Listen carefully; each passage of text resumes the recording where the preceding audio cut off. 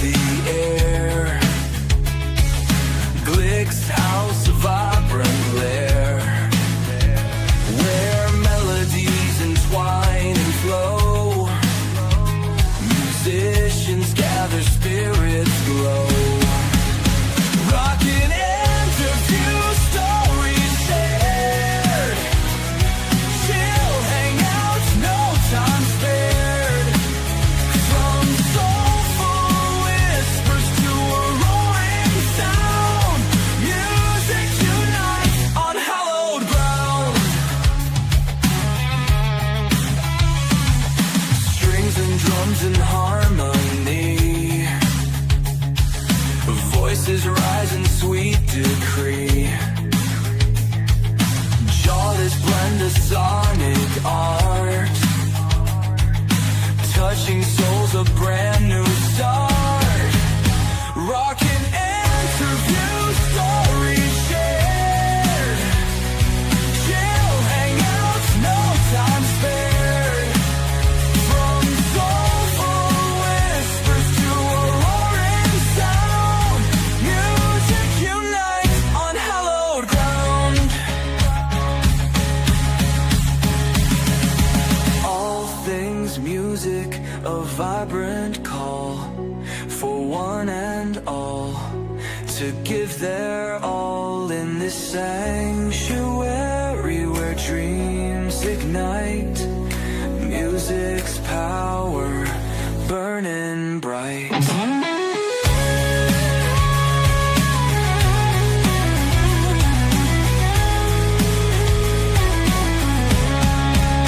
Rockin' interview, stories shared. Chill hangouts, no time spared.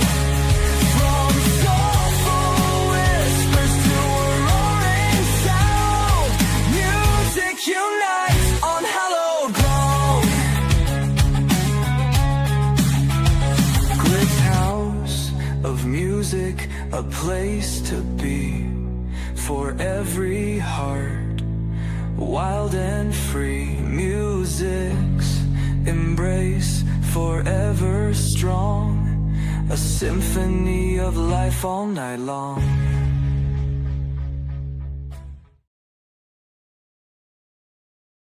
What's going on, guys? Happy motherfucking Tuesday. I hope it's a lot cooler where you are, because it's hotter than balls here, and I'm fucking already exhausted. But anyways, it's Tuesday night. You know what that means. That means I get rid of the fucking chat. Sorry, guys. What's going on, Blaze, Tarantula, Brittany? What's going on, guys? How you doing? Welcome. If y'all aren't already, go ahead and check us out. Facebook, Instagram, X, and TikTok. Don't forget, shows are live all the fucking time on YouTube, Facebook, and Twitch. And you can listen anytime, any place. And I promise you, I'm getting shit updated as we speak. Welcome to Glick's House of Music. Only tonight, it's not music. Tonight is Glick's House of Comedy. So I've got the Three Stooges of Northeastern Ohio comedy in the building hanging out with me tonight. You guys know our good buddy Michael. I'm going to go ahead and bring him up here real quick. You guys know Michael. He's on Friday nights with our boy Blaze. For somebody who's supposed to be the best fucking host in all of podcast history, you cocked it up already. Two of us are from Northeast Ohio. Tyler's a Yinzer. Why did you bring him on my show? Get him out of here. Hey, I didn't say he was perfect. Even worse, a fucking Yinzer? I'll deal with him. I'll deal with him later. How you doing, Glick? What's going on, man? Yeah, like I said, what's happening, you man? guys Thanks know. for having me. Thanks for man. Thanks for listening to a great idea and doing what I said to do. I mean, it's yet to be determined if it's a great idea, but I have a philosophy around here. Either a show's going to be fantastic or it's going to be an absolute fucking train wreck. And either way, it's good. So, I thought you were going to say either the show's fantastic or it'll be Michael's fault. Well, yeah, I'll do that. Hey, man, I appreciate it. It's a comfortable shirt. Yeah, man, it's a nice, comfortable shirt. I wear it around the house actually quite a bit. I don't wear it out in public. I don't want people to know that I'm associated with you, but makes sense to me. No. No. It is a very comfortable shirt. So thank you for bringing that up last time you were here. Thanks for donning it. Yeah, absolutely, man. Got to support my brother. But for those of you guys who don't know Michael, outside of the shows, he's actually a stand-up comedian. Pretty good one. Well, he tells me he's a pretty good one. I don't know. He tells me he's funny, and I'm like, you want the resume? You want the resume? Actually, yes. You do have some pretty cool accolades. Why don't you run those down, man? 3-time finalist, funniest amateur comedian in Ohio. Winner of a satellite World Series of Comedy competition. Winner at the Savannah Comedy Review. That one especially was important for me. It's an industry judged competition. I beat people from New York, Los Angeles, Las Vegas, St. Louis, Chicago, big market towns. I'm from the big city of Champion. All 1,200 of us. City. All 1,200 of us. I'm country ass boy. Enough of those two. This is not their show tonight. I know. I just have to be looking at their comments. I'm teasing. Remember when you said comedians got big egos and they're prima donnas, right? Fuck Brittany. She's on the show. But that's my resume. And I've done some other stuff too. I've performed from the Atlantic to the Pacific, a lot of places in between. Let's see, East Coast was New York City and Savannah, Georgia, right on the coast, man. Beautiful city, Savannah. Wow. And then on the West Coast, I did Los Angeles in January. Hell yeah. Nice, man. Savannah is a beautiful city. I live down in Charleston, as you know. And you ever been to California? God, no. Why? No. Why would I do that? Sacramento, California. The cleanest Is that north? city.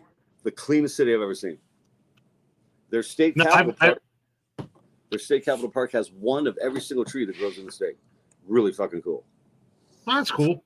I didn't see a single scrap of dirt. I'm sorry, not dirt. I didn't see a single scrap of refuse. Not a cigarette butt, nothing. Sidewalks, streets, absolutely clean. Never saw that before. Hell yeah. Hell yeah. That's awesome. Who knows? Maybe I'll see California one day. We'll see what happens.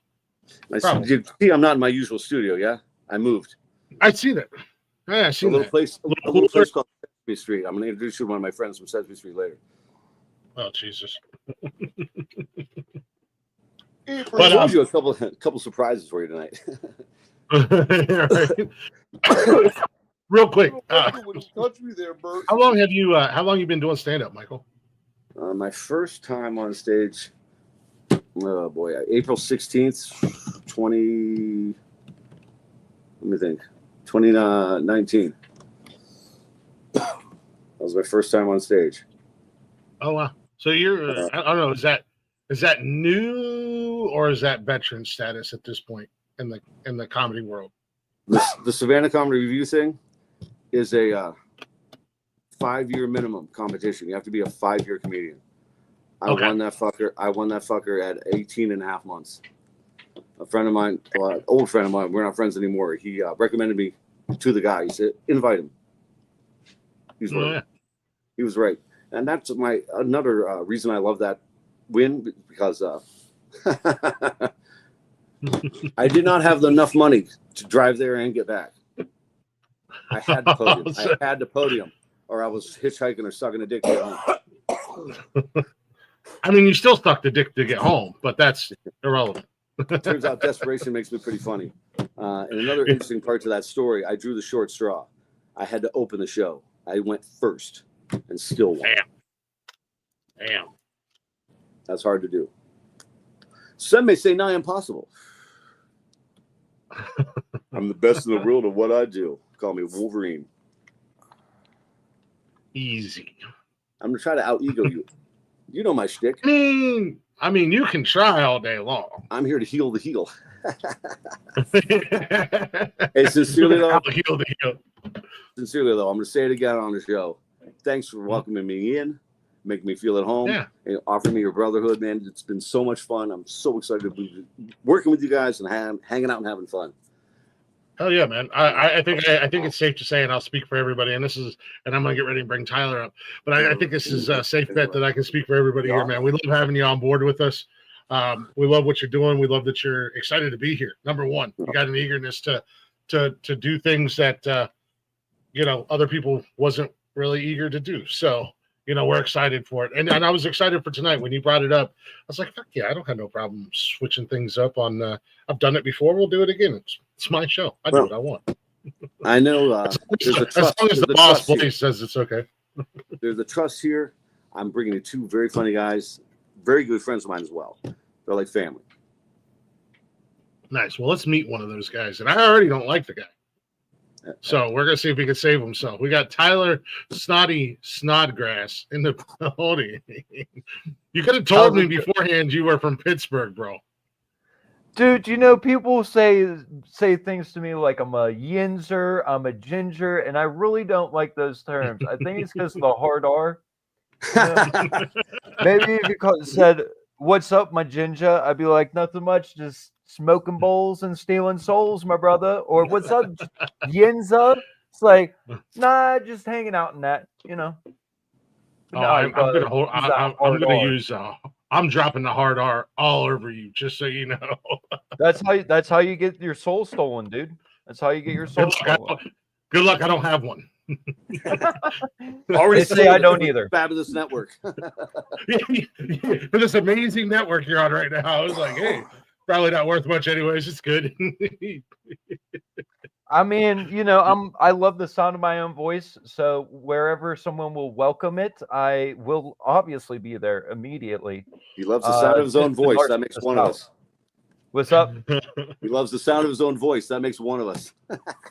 I told my therapist the other day that I'm a bit of a narcissist. He said, "Oh, don't worry, Tyler. Everyone's a bit of a narcissist." I said, "Yeah, but I'm the best at it." That's about the time he started writing on that notepad of his, probably about how awesome I am. You got your work cut out over here to beat him. But yeah, thanks for having me on, guys. I know you normally have music. It's nice that you guys are doing comics right now. I've always said that comics have just as much of a sex, drugs, and rock and roll mentality as any rock star. You go to a comedy condo. You're sitting around a table, mountain high of coke. Just pots streaming around. I'm glad you brought that somewhere. It's like we're just as wild and crazy. You know what I mean? So I'm glad you brought that up. That's my biggest fear. I've got the talent. If I actually make it, dude, I'm old. I'm going to be touring with young guys, living that hardcore, cocaine fueled, alcohol driven partying, and I'm going to end up Farley in a goddamn hotel room. You got to be 23 years old for that to happen. I was 23. If you could. And then I hit 23 again. If you could get that recorded when you Farley, that'd be great for the network. There you go. Clicks for days. Clicks for days. Thoughts and prayers. Thoughts and prayers. Michael's final contribution to the network. My mom could use a sandwich. Make her a sandwich. Yeah. I got you. I'll take it. Well, no, Blaze will take good care of your mom. Yeah, me and Sonny have been on many shows together. I've seen him rise a lot. This kid has worked hard, and he's 1,000 times funnier than the first time I saw him. He works at it. It's just the only thing I've ever been good at. Everything else I suck at. So I'm like, well, comedy it is then. Yeah, it's funny. There you go. He's got good stuff. We were just on a show about a month ago? Yep. Wait, we've been on a couple of shows recently. You keep bringing me out. My spot. You did my spot April 6th. Yeah, we did the birthday. We did that birthday show. Oh. I wish I had more hands so I could give it more thumbs down. That particular person who shall remain unnamed almost cried on the phone, bitching about we left early. When he knew the whole time I had 2 places to be that night. I had the other commitment first. Yep. What do you say to that, guy? Tyler, what do I say about what?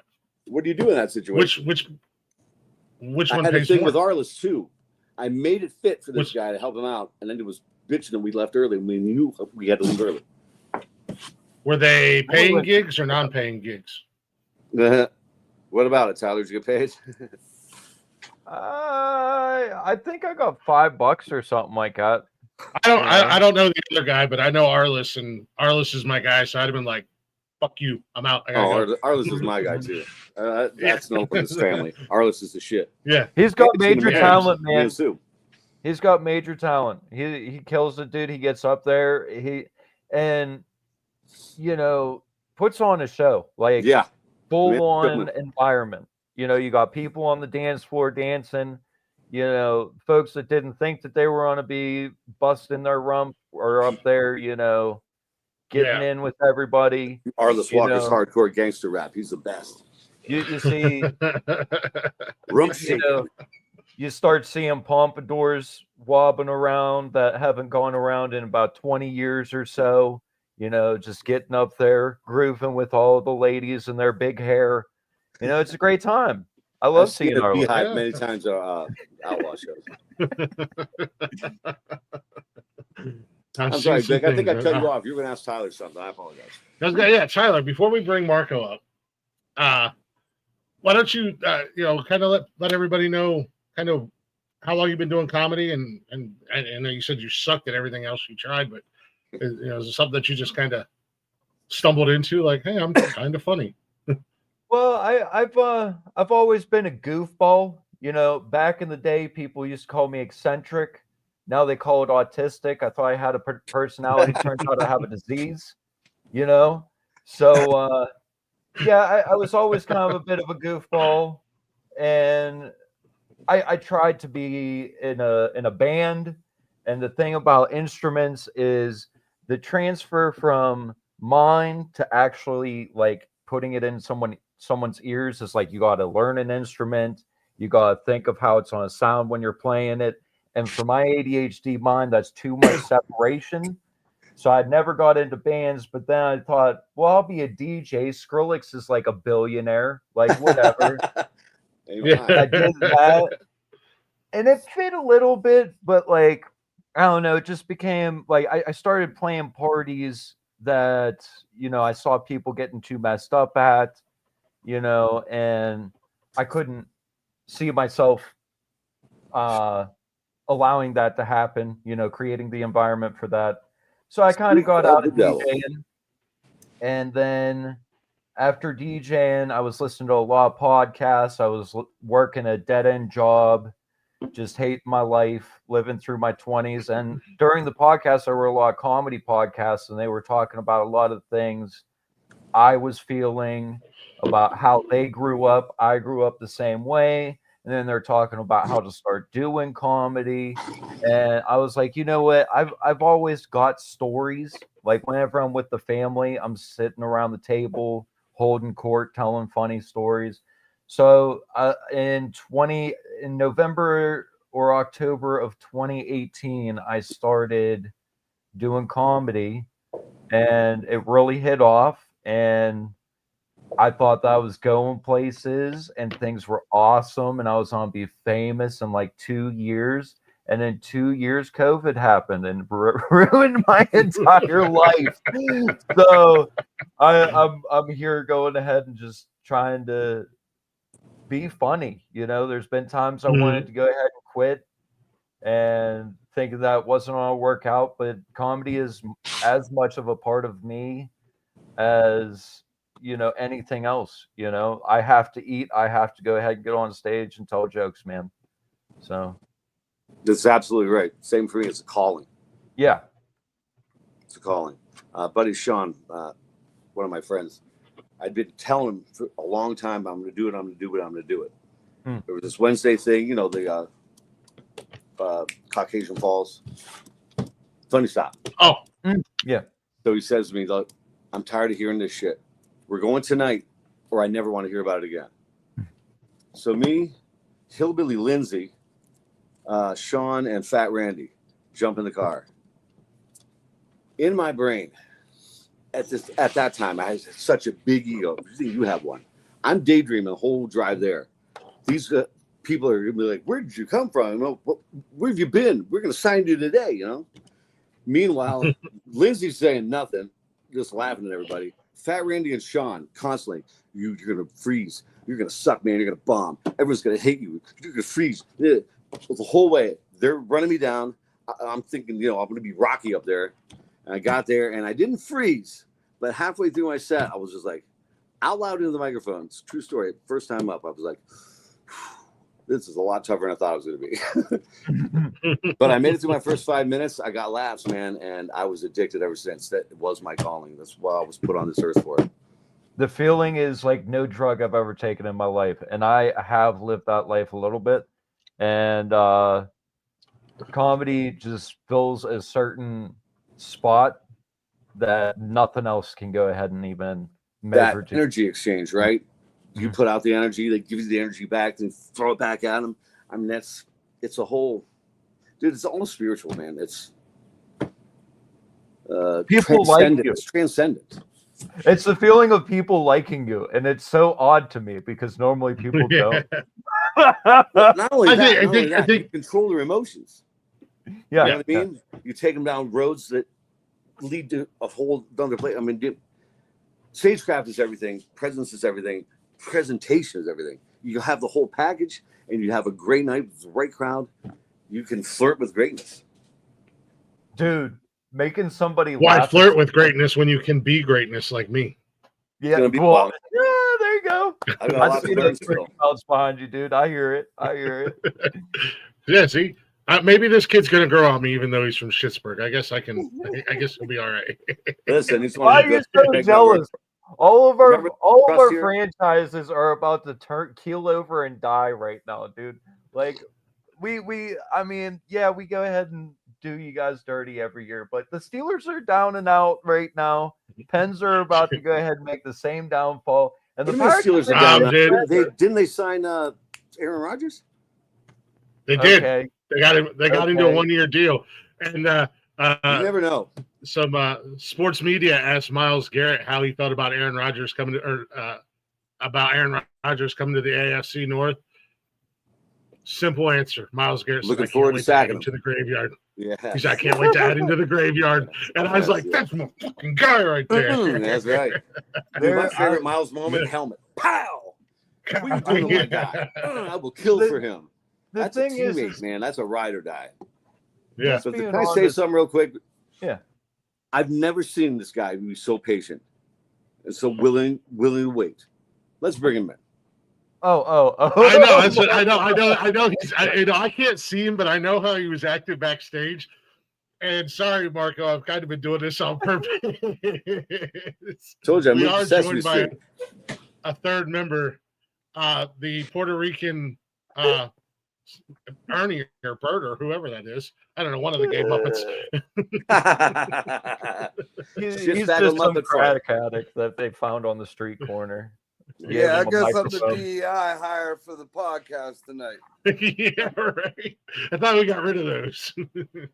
Sue texted me. The weed's pretty strong up here. Look, I'm over here. I'm over here, full on EOE over here. I got the autistic ginger, and got the Puerto Rican kid, and then whatever the hell Michael is. We haven't quite figured that out yet.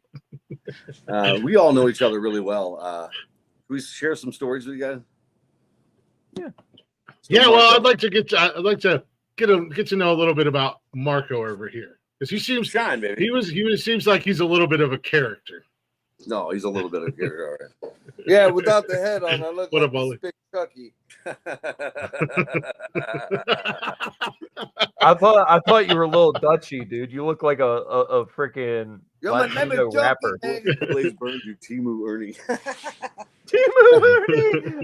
I got the Burt costume in the car. Arliss. Yeah, I'd like to get to know a little bit about Marco. Marco, what do you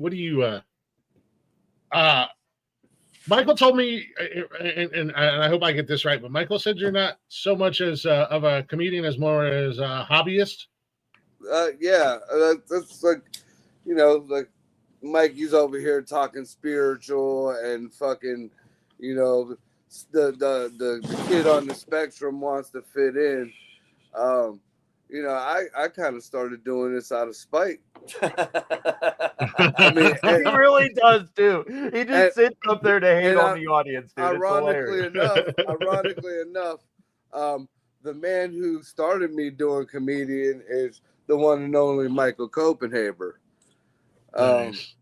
Him and I were having a drink one night, or 50, and there might have been other extracurriculars involved. But he said something about writing jokes and doing, putting a set together and stuff. And now previously, for almost a decade, I've been like a metal host. The guys from my studio, we used to do a lot of live band concerts for local bands, host a lot of shows. So I'd be the one announcing to people. I'd be on stage acting the fool in between the bands or whatever. So I looked at him being the cocky egomaniac that I am. And I said, well, that shit ain't no harder than the shit that I fucking do. And after bickering back and forth, it just so happens he was hosting an open mic the next day out in Austintown, Ohio. Well, if you fucking think you could do it, then you bring your ass up there fucking tomorrow night and get on stage. That's how I got into it, ironically. So I paid it forward. I walked up, I went there the next day with my producer, and I've been doing it ever since. Do you remember the first joke you wrote? Was it flower pot? No, flower pot. Water can or something? That flower pot story didn't come till maybe a year down the road. That's the first one I remember. And that wasn't even a joke. I was fucking traumatized. I met one of my first gag hags, and Gag hag. Hold on. Time out. Real quick. I have an idea of what a gag hag is, but please. A chuckle fucker. Not only myself. A chuckle fucker. Okay. A lot lizard, as they say. No, she was free. She was free. Some women just want to laugh and then come. Yeah, I get to this chick's house and like she was. I don't know what made her feel that comfortable with me because most of the time I'm in some weird onesie. So that was already a fucking red flag right there, I guess. But I'm at her house and she got the door open to her bathroom and like she's sitting on the toilet and she pulls up the fucking flower pots that you water like your flowers with, the old school ones with the watering can, a watering can. Yeah, like the ones Nana got in the backyard, like the metal one.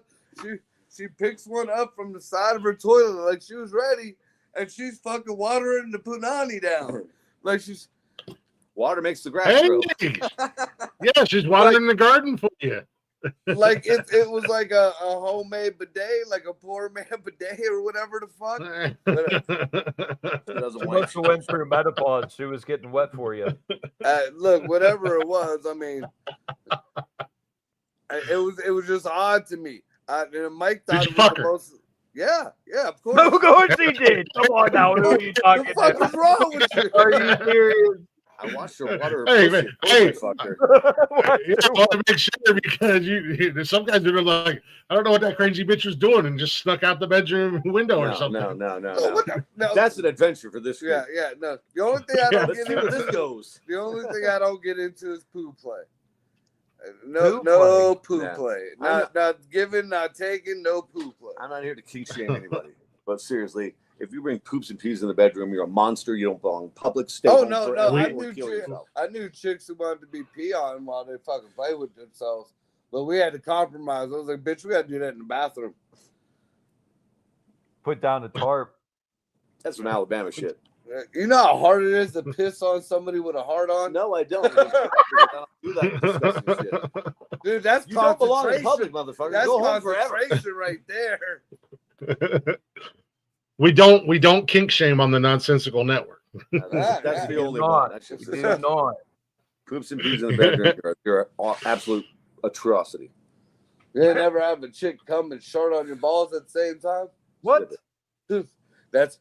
I didn't think I told you that.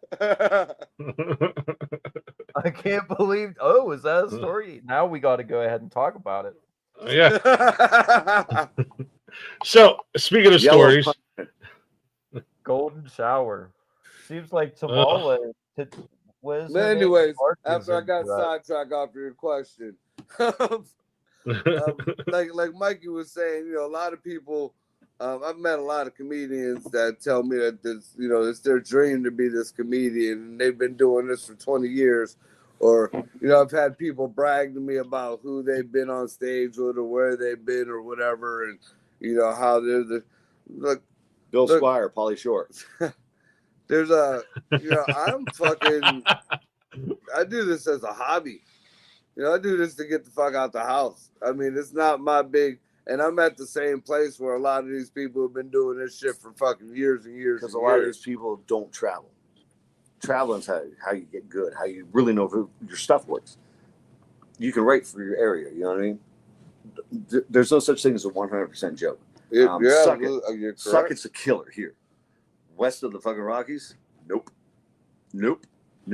Suck It will not work. And I'm not going to tell it. That's one of my shotguns in the barrel. Yeah, there's no such thing as 100% terrible. Joke. It's a terrible joke. That's why I won't tell it. Oh no, it's the killer. See, I don't tell jokes really. I tell stories from my life. That's why I call myself the professional idiot. I've made a career out of bad decisions. I had a lot of fun doing it too. I made a hobby out of bad decisions. You made a way of life out of bad decisions. I was gonna say, Marco, it took me all of 30 seconds of you talking to Grill and go, this guy's made a lot of really bad decisions, but I bet he's got a hell of a lot of good stories to share. That's what I was going to say. I got material out of making real life stories. Well, most of my shows and my stories, they're 98% truth. Mostly true stories. That's the same here. There's 98%. Comedic exaggerations allowed. It's artistic license. Just like I got a story about a dog licking my ass. I got a story. So does Seth Rogen. Yeah, I heard about that, but I bet you it wasn't a dachshund, and I bet you the dog still ain't alive. And his best friend, or the dog cock in the nose, or the cat piss in the pocket. Hit that like button, smash that subscribe, and kindly bang the bell. Woo! Big Blaze, my co-host on Friday nights. But in real life, I volunteer at an animal shelter, so Marco, I try to even out the fucking the evils. Not evils, adventures. For as wild as Marco is, in all sincerity, one of the kindest human beings you'll ever know. He gives shirt off his back. This dude's like on a spot. I called you in, and I need some help from speakers. Maybe you.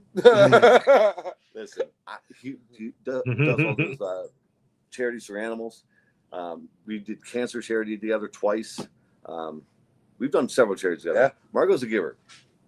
He's a good dude, man. A real kind-hearted person. As long as you don't cross me. Wrapped in a shitty package. Which is great because Michael Copenhaver the fucking cock with a heart of gold.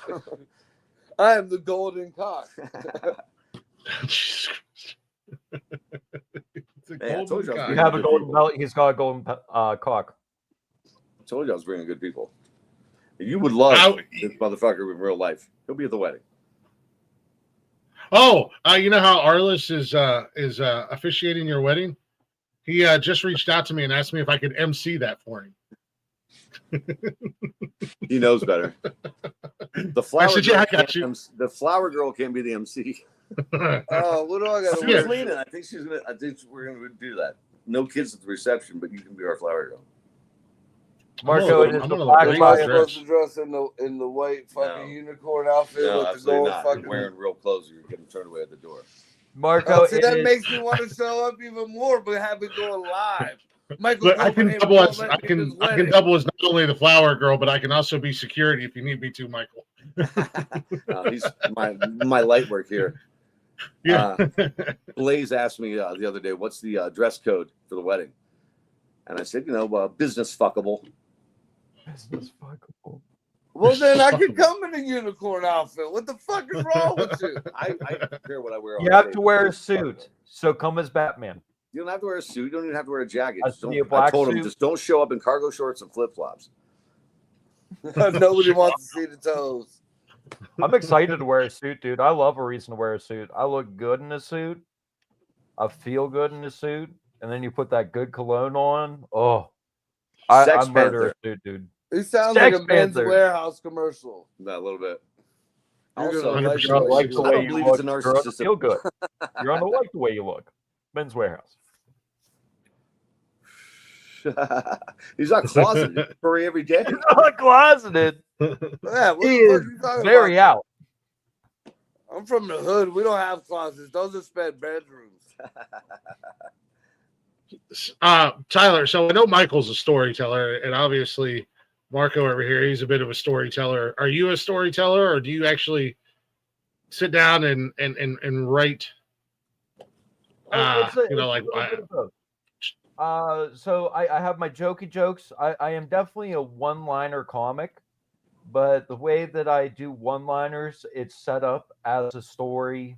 I have like theme sets, so it goes through, my dating history, or I'm just sitting there.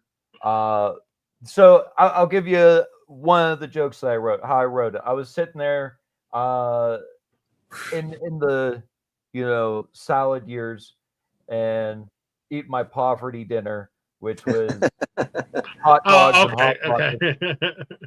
Eating his ginger dinner. And yeah, I was eating hot dogs, definitely eating ginger dinner. But I opened up I went to get the bag out, and I saw that it wasn't zipped up all the way. And then I thought to myself, oh my gosh, are they still want to be good, right? And then I'm like, they're pork anuses, right? And then I was thinking about like, that would be a good freaking joke. So I thought about like, who would be the most offended that they were pork butts. So then the joke became, I was at work and this girl started bringing packages of hot dogs every day to eat during the week, and one day she notices she didn't zip up the bag all the way, and she's like, oh no, do you think they're so good? I said, yeah, they're pork anuses. I'm sure it's fine. She said, no, these are beef brats. I said, okay, cow anuses. Fuck it.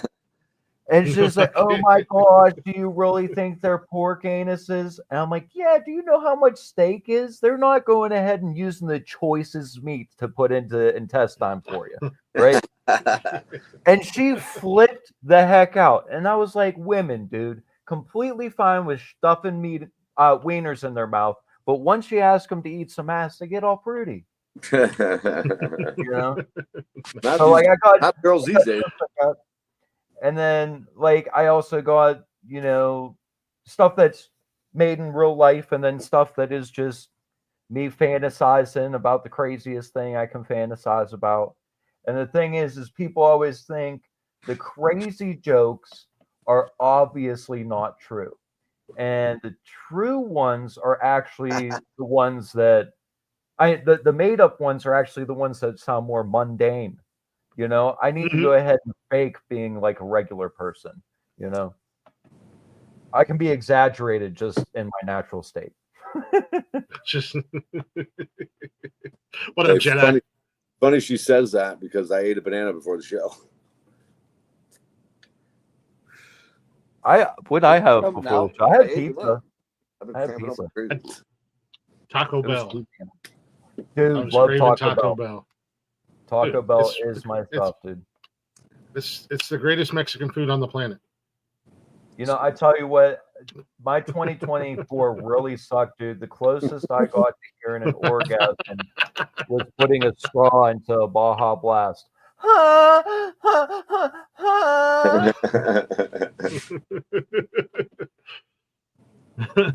That was terrible. I love that joke. Holy fuck! Good to see you, Jedi. It's not a hidden secret enjoyment at this point, Jedi. It's all right. It's out there. It is what it is at the end of the day. She's not putting my business out there. What, Taco Bell's your favorite meal? Is that what you're saying? No, the phallus shaped food. Most guys' secret hidden enjoyment. Oh. I mean, corn dogs are pretty dope. I love sausage. Kielbasa is fantastic. Hot sausage, you make me a hot I feel like sausage. I'm surrounded by a bunch of people who like sausage. No shit. I love putting Glick's meat in my mouth when I visit him in person. Well, I mean, Once he had my meat in his mouth, he couldn't stop talking about how great it was. when he was Ain't there. no lie. Ain't no lie. Yummy. Happy Pride Month, everybody. Happy Pride Month. The secret's out. It's no big deal. Oh my God. Okay, so I want to ask you guys, and I know Michael feels ways about this. So let's get real for a minute, because I do want to hear some stories, because obviously you guys have traveled and done some stuff together. Is But this that let's get grenade real you were first. talking about? You tossing that grenade now? Just watch and see. So I've had some experience with stand-up comedians, and I was shocked by it. Oh. Because I learned one thing real quick and in a hurry. Now, I'm not going to say you three in general, but the ones that I had, and this was a whole mess of them, bunch of oversensitive crybaby prima donna jerk-offs. Yep. The comedy stand-up scene for you guys, because I always ask this question when I have musicians on here, and I've been really surprised that the music community is, from what they've said, is amazing. They really get behind each other. They really support each other. You know, I second that. If a drummer's sick and another band's playing close by and their drummer's available, he's like, yo, I got you guys, or vice versa. I've talked to guys that have filled in for other bands because their singer couldn't make a show or was sick or had some family stuff. But I learned on a visit to Tampa that, and I thought maybe it's just Tampa. So I'm curious to get your guys' input. Comedians, It's not. y'all are some cutthroat motherfuckers and will step on your granny's fucking uterus to get ahead. A lot of them. I've the ones I met a whole lot. There's a lot So, of clips. in your guys' experience, I would love to hear what you guys have seen and kind of been through. Oh, Yeah. I've been through a lot. Oh, I've been through quite a bit. Tell the story, Tyler. It's worth it. Tell the story. So Or don't. It's up to you. I come from Pittsburgh, and Pittsburgh's comedy scene is a lot of open mics with 50 people on them every night. Yes, there's an open mic every night. There's 5 of them every night, but 50 comics on all of them.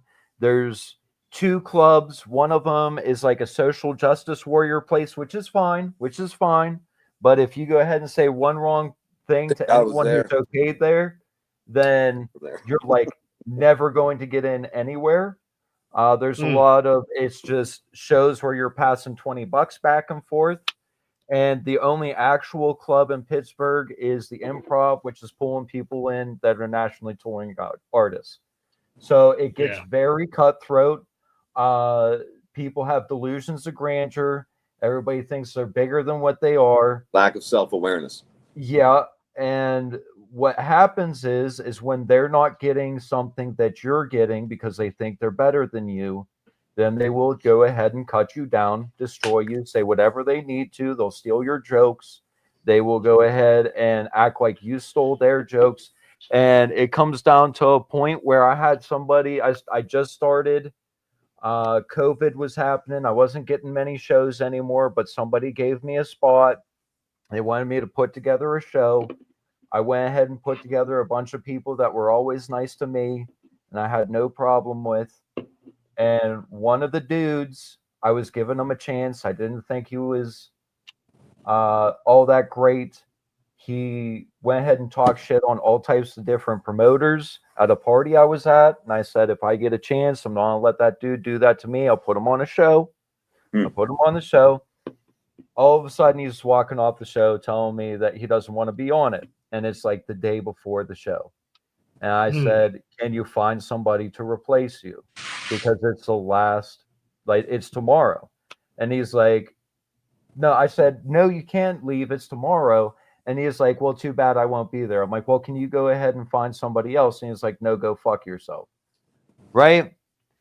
So the day goes on. Sure. The day goes on, right? And I hadn't changed the flyer yet. His face was still on the flyer. I get home from my job, my day job, and he's all on Facebook saying, hey, if a comic didn't take your photo off of the flyer, is that some bullshit for you to go ahead and have a thing about? And I went ahead and private messaged him. I'm like, dude, why are you being such a bitch about this? Right? He flips out on me, gives me a whole fucking spiel about how I'm terrible, how I'm not shit. I will never be shit, just shitting on me left, right, and center. I went ahead and deleted the message, blocked him, got him off my shit. The next day, like the next week after the show, I had a graduation show for a comedy class I was doing. And all of a sudden, it was like the best show that I ever had too at that point. Like I was just starting out. I murdered the crowd. My jokes were hitting, and I was on cloud nine. Honestly, I was having a great time. Mhm. I walk out of the club. One of the comics says, "Hey man, you should stay for the open mic. You need to stay for the open mic." Pressuring me to go ahead and stay. I said, "Nah, man, I'm good. Me and mom are ready to go." So mom went ahead, paid for her drinks. We were about to leave. This kid that was going ahead and talking shit on me is like, "Hey man, what the fuck is up?" I said, "Dude, you were being just as disrespectful to me as I was to you." And that's what it is. And he goes ahead and he starts talking all types of shit. I should have known it was gonna be a problem when he walked up to me without his glasses on, but he goes ahead and squares up on me. So I go ahead and put my hands up to block him, right? And then he goes ahead and Mhm. puts his hands down, right? And then so I went ahead and disarmed. And then he just goes ahead and starts punching me in the face repeatedly, right?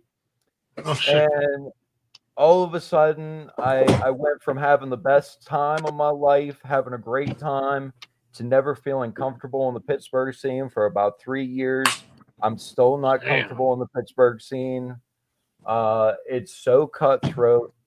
It's so annoying. People will go ahead and just shit on you for no reason and backstab you. And that's why I started doing comedy out Copenhaver's way again.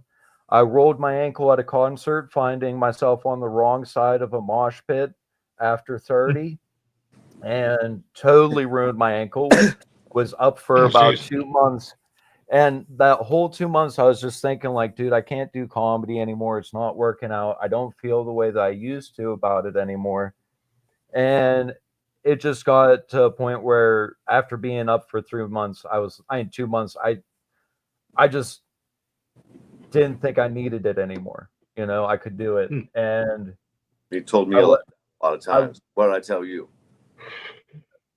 well, what happened was I just started going ahead and going to the funny farm, and it got me loving it again with all the people. Like everybody's happy to see me in Ohio. Nobody's got shit to talk to about me. If I want to talk comedy with somebody, they'll talk comedy with me. And it's just like, it's a totally different environment. And you do have, terrible comedy scenes. They do happen. And it is rough, because the thing is in a band, you have like a group of dudes or Mhm. chicks or whatever. You have a group to roll with you. You know what I mean? When you're doing comedy, most of the time it is just you. You're the one making the flyers. You're the one making the calls. You're the one writing the jokes. You're the one up there performing. You're the one driving there. You're the one doing this, that, and the other thing. And you have to go ahead and be on your fucking shit. And if somebody starts stepping to you, taking something away from you, people get real bent out of shape about it, Me, I don't have the energy for it, dude. I like so don't have the energy to be an asshole. And like that's why I just hang out with, Copenhaver. We go out, have fun. We drive to New York, have a great time. I accidentally have a freaking joint fly out the window, and there's a second there where, like in a comedy movie, where I'm like, how the fuck do Time I stood explain? still. How the fuck do I explain that this just happened? He didn't have to. Marco was like, "What the fuck did you just do? You just threw a fucking joint out the window." I didn't tap it. I went to go ahead and tap it out. It just went zoop. Marco It hits took it it out of my hand. 10 seconds later, out the window it goes. Yeah, man. So like, you just gotta find your group. You know what I mean? Gotta find your Yeah. hang. And You if know you're your thinking people when you about find- getting into comedy, like don't be afraid of it. If people don't like you, that's gonna happen. You're gonna bomb. If you're killing it every night. You're making the same exact jokes. You're walling yourself off, and you're not growing as a comic. So it's all part of it. Going through the ups and downs are just something that happens, man. And just remember why you love it. For that one time where you and the audience just fucking click, and like you want to have good cries after you get off stage Really? because of how, emotional it is sometimes, See, Oh, yeah. stepping back and looking at it from a different perspective than most comedians, I noticed like a lot of the comedy scene is almost like a cult. It's like a witch's cult. Like, and there's a bunch of different ones. And as soon as you don't do something or you go against the fucking cult, they shun the fuck out of you. Shit, yeah. Like, and then if you're associated, like I usually try to keep neutral with everybody. Like, you disrespect me, then I'll disrespect you. But I treat everybody accordingly. But I've noticed, like, just it's even happened to me a few times. Just because I'm cool with certain people, or I refuse to turn my back on somebody because they did something that you think was wrong. That I get kind of blackballed from a few places. I mean, don't get me wrong, I get blackballed from a lot of places just from my mouth. But The most banned comedian I've ever met. I'm up there with me and Fred. We're He's kind got of like tied. 3 places he can still tell jokes. And like the fights that I've ever like I've caused fights. Like, I've had people try to come at me on stage. I've had people come at other comedians thinking they were me. Man, we've been in so many shows together, right? One weekend I'm out of town. Just me out of town. That spot in Struthers blew up. Oh, And I was going there every week. Me and my buddy Will, man, we were always getting adventures there. I love that place.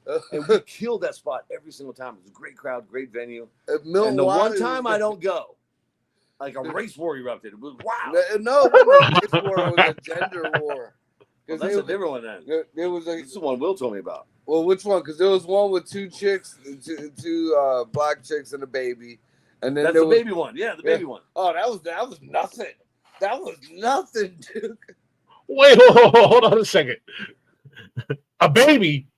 Okay, you gotta share this one real quick, because I know Michael's got some pent up that he wants to get out about the question I asked, but we gotta hear this. Two black ladies and a baby.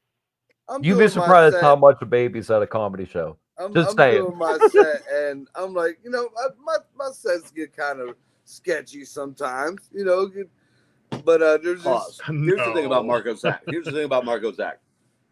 He's up there to entertain himself more than anyone else. He's very experimental, very avant-garde, if you want to say. He's just up there doing Marco. He's unique. Continue. So I'm dressed, and now mind you, I'm dressed as Piglet from Winnie the Pooh. I'm in a fucking Piglet outfit, and I'm doing these jokes. And now these 2 black ladies, and they weren't even ladies. They didn't even look like they were in their 20s. They were sitting at a table with a baby they were obviously babysitting. Couldn't have belonged to them. Drinking beers. So the one comes down and calls me an asshole. The other one's holding the baby, was like, yeah, I met motherfuckers like you when I was in prison. I first of all, I'm a dude. Second of all, you met a Puerto Rican dude who got black kids in prison? Dude, like, she just looked at me. She was so mad. She went out the wrong door. She couple seconds later, like, I'm talking to the crowd, like, what the fuck's going on? She comes back in, so I start heckling her all the way. Dude, fucking great. They wanted to fight me. They wanted to beat up Piglet. But the one that got violent, though, was same bar. It was like 2 weeks later. I said a few jokes or whatever. There was what I thought was like a 7-foot dude sitting in the back with the rest of the fucking dudes that were back there. But apparently it was a chick, dude, chick. I don't know which way to transformed or whatever. but didn't take kindly to my jokes, and was very, very like delayed. It was drunk. It was very drunk. Because by the time I got off stage and went in the back, I have a cigarette. The next kid, another local comedian, gets up there, and she goes and attacks him, thinking that she's me. She jumps over a fucking like the fucking divider, the wall there, fucking lunges at this poor dude. One of the other comedians grabbed her up. He's fucking face to face. There's video. No, one of the comedians from Cleveland, Milton Wiley, comes into the back. I'm smoking a cigarette. He's laughing his ever living ass off, calling me an asshole. Like, what the fuck did I do? Then the comedian Jason Malaterno. Yeah. She went at him. White kid at that. Super milk toast. Yeah. Like no controversial material. He's even telling her, he's like, you do know I'm a different comedian. I'm white. Look at my hair. I'm sure I know his cadence, so I know exactly how he's talking to this lady. Like, it's not me. Do you understand? Underlying terrified. Oh yeah, underlying terrified. Dude, that was a 7-foot Sasquatch of a person, and she was whatever it was Glick. going after everybody. So I'm not allowed back in that bar no more. I'm sorry you were. That place was awesome. It was like no rules applied there. It was so fun. Oh, nice. dude, I bet you there's rules now. Every single time we went there, we had a blast. The last time I went to a show in Struthers, it was a show in like a breezeway, and they like gave out macaroni and cheese, like powdered macaroni and cheese, and freaking popcorn. Food pantry. I don't know what was going on there. They're like, "Here, come do comedy, dude." Was that a JH show? JH? Was that him? You walked into a trap alley. Probably got caught into doing some comedy for some fucking heroin addict, dude, and they gave you some mac and cheese. I'm telling you, I can be kidnapped just as easily as, hey, I got a mic over here if you want to come out. You know what I mean? We'll go ahead and send a driver to you. I'm like, oh, you got a driver? Yeah, I'll be out there. Yeah, let's do it. Next thing you do, I'm on the back of a milk carton. And that's how he's going to become famous. He's going to start printing out his own milk cartons. Have you seen me? Have you seen this kid? You should. He's coming July 28th. That's a good merch idea. That is a good merch idea. All right, Michael, I know you're chomping at the bits over there, buddy. Oh, no. I was setting him up for that story. I wasn't there. I was there all the time. We had a blast there 1,000,000 times in a row. Then suddenly I'm not there, and shit popped up. One time I didn't go. You want me to tell you a Copenhaver story? No. You want me to tell you why I can't run for public office. You want me to tell you a Copenhaver story? I wanted to get Michael's input on the comic scene and on how I it's. won't name names. Yeah, I won't name names, but dude, you don't have to name names. No, I won't. But I met. All right, here was my biggest surprise about getting into comedy for real. I expected to find everybody to be like you guys, hang out, talk shop, kick it. I expected all these open mics to end in a Denny's hangout. Hell yeah, please. Just talking, Nope, everybody's scattered. Most people leave early. And somebody touched on something. People that act like that, like toward Tyler, one of the sweetest kids you'll ever meet. Dude, good guy, man. He's a good guy. I know this kid. Yeah. That was some bullshit, man. It still makes me angry every time I hear it. I know people. I want to have that kid shot in the face. Yeah. Trust me, I had a lot of people that felt the same way you did. If he would have gone ahead and come at me again, he would have had a biker gang after him. So he still should. Give him the buckwheats. Oh my God, I done had run-ins with a biker gang too. Folks, Here's the thing. Some folks fuck with me. Like, I'm a real nice dude, which means I got a lot of friends. Which means you don't know who's going to go ahead and fucking come after you if you go ahead and wrong me. That was just bullshit, man. That sort of pissed me off. But I met so many people, right? Like you were saying, they'll step on anybody to get ahead. But you don't have to. That's the thing. There's plenty of room at the top. Just get good. Work on your craft. Don't steal other people's material. There are so many fallacies and fictions about comedy that these other comedians have. Like there's the 7 golden whatever. Just need 7 jokes. According to somebody, it was Steve Harvey said that in a book. All you need is 7 jokes, and that's it. And you can get there. Really?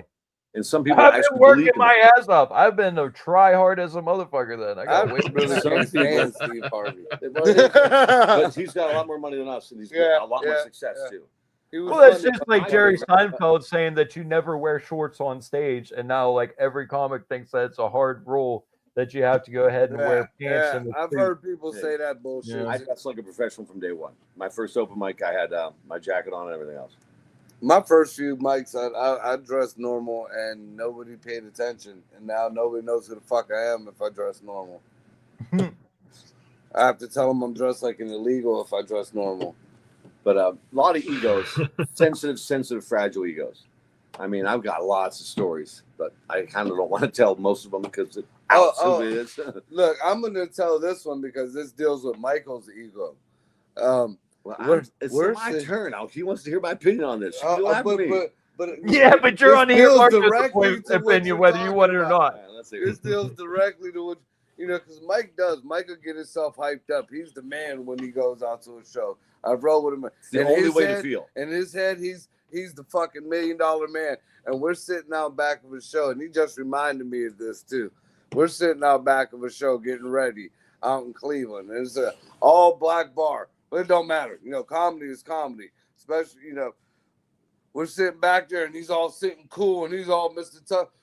Bah! Died. The biggest pterodactyl bird shit on the back of his head.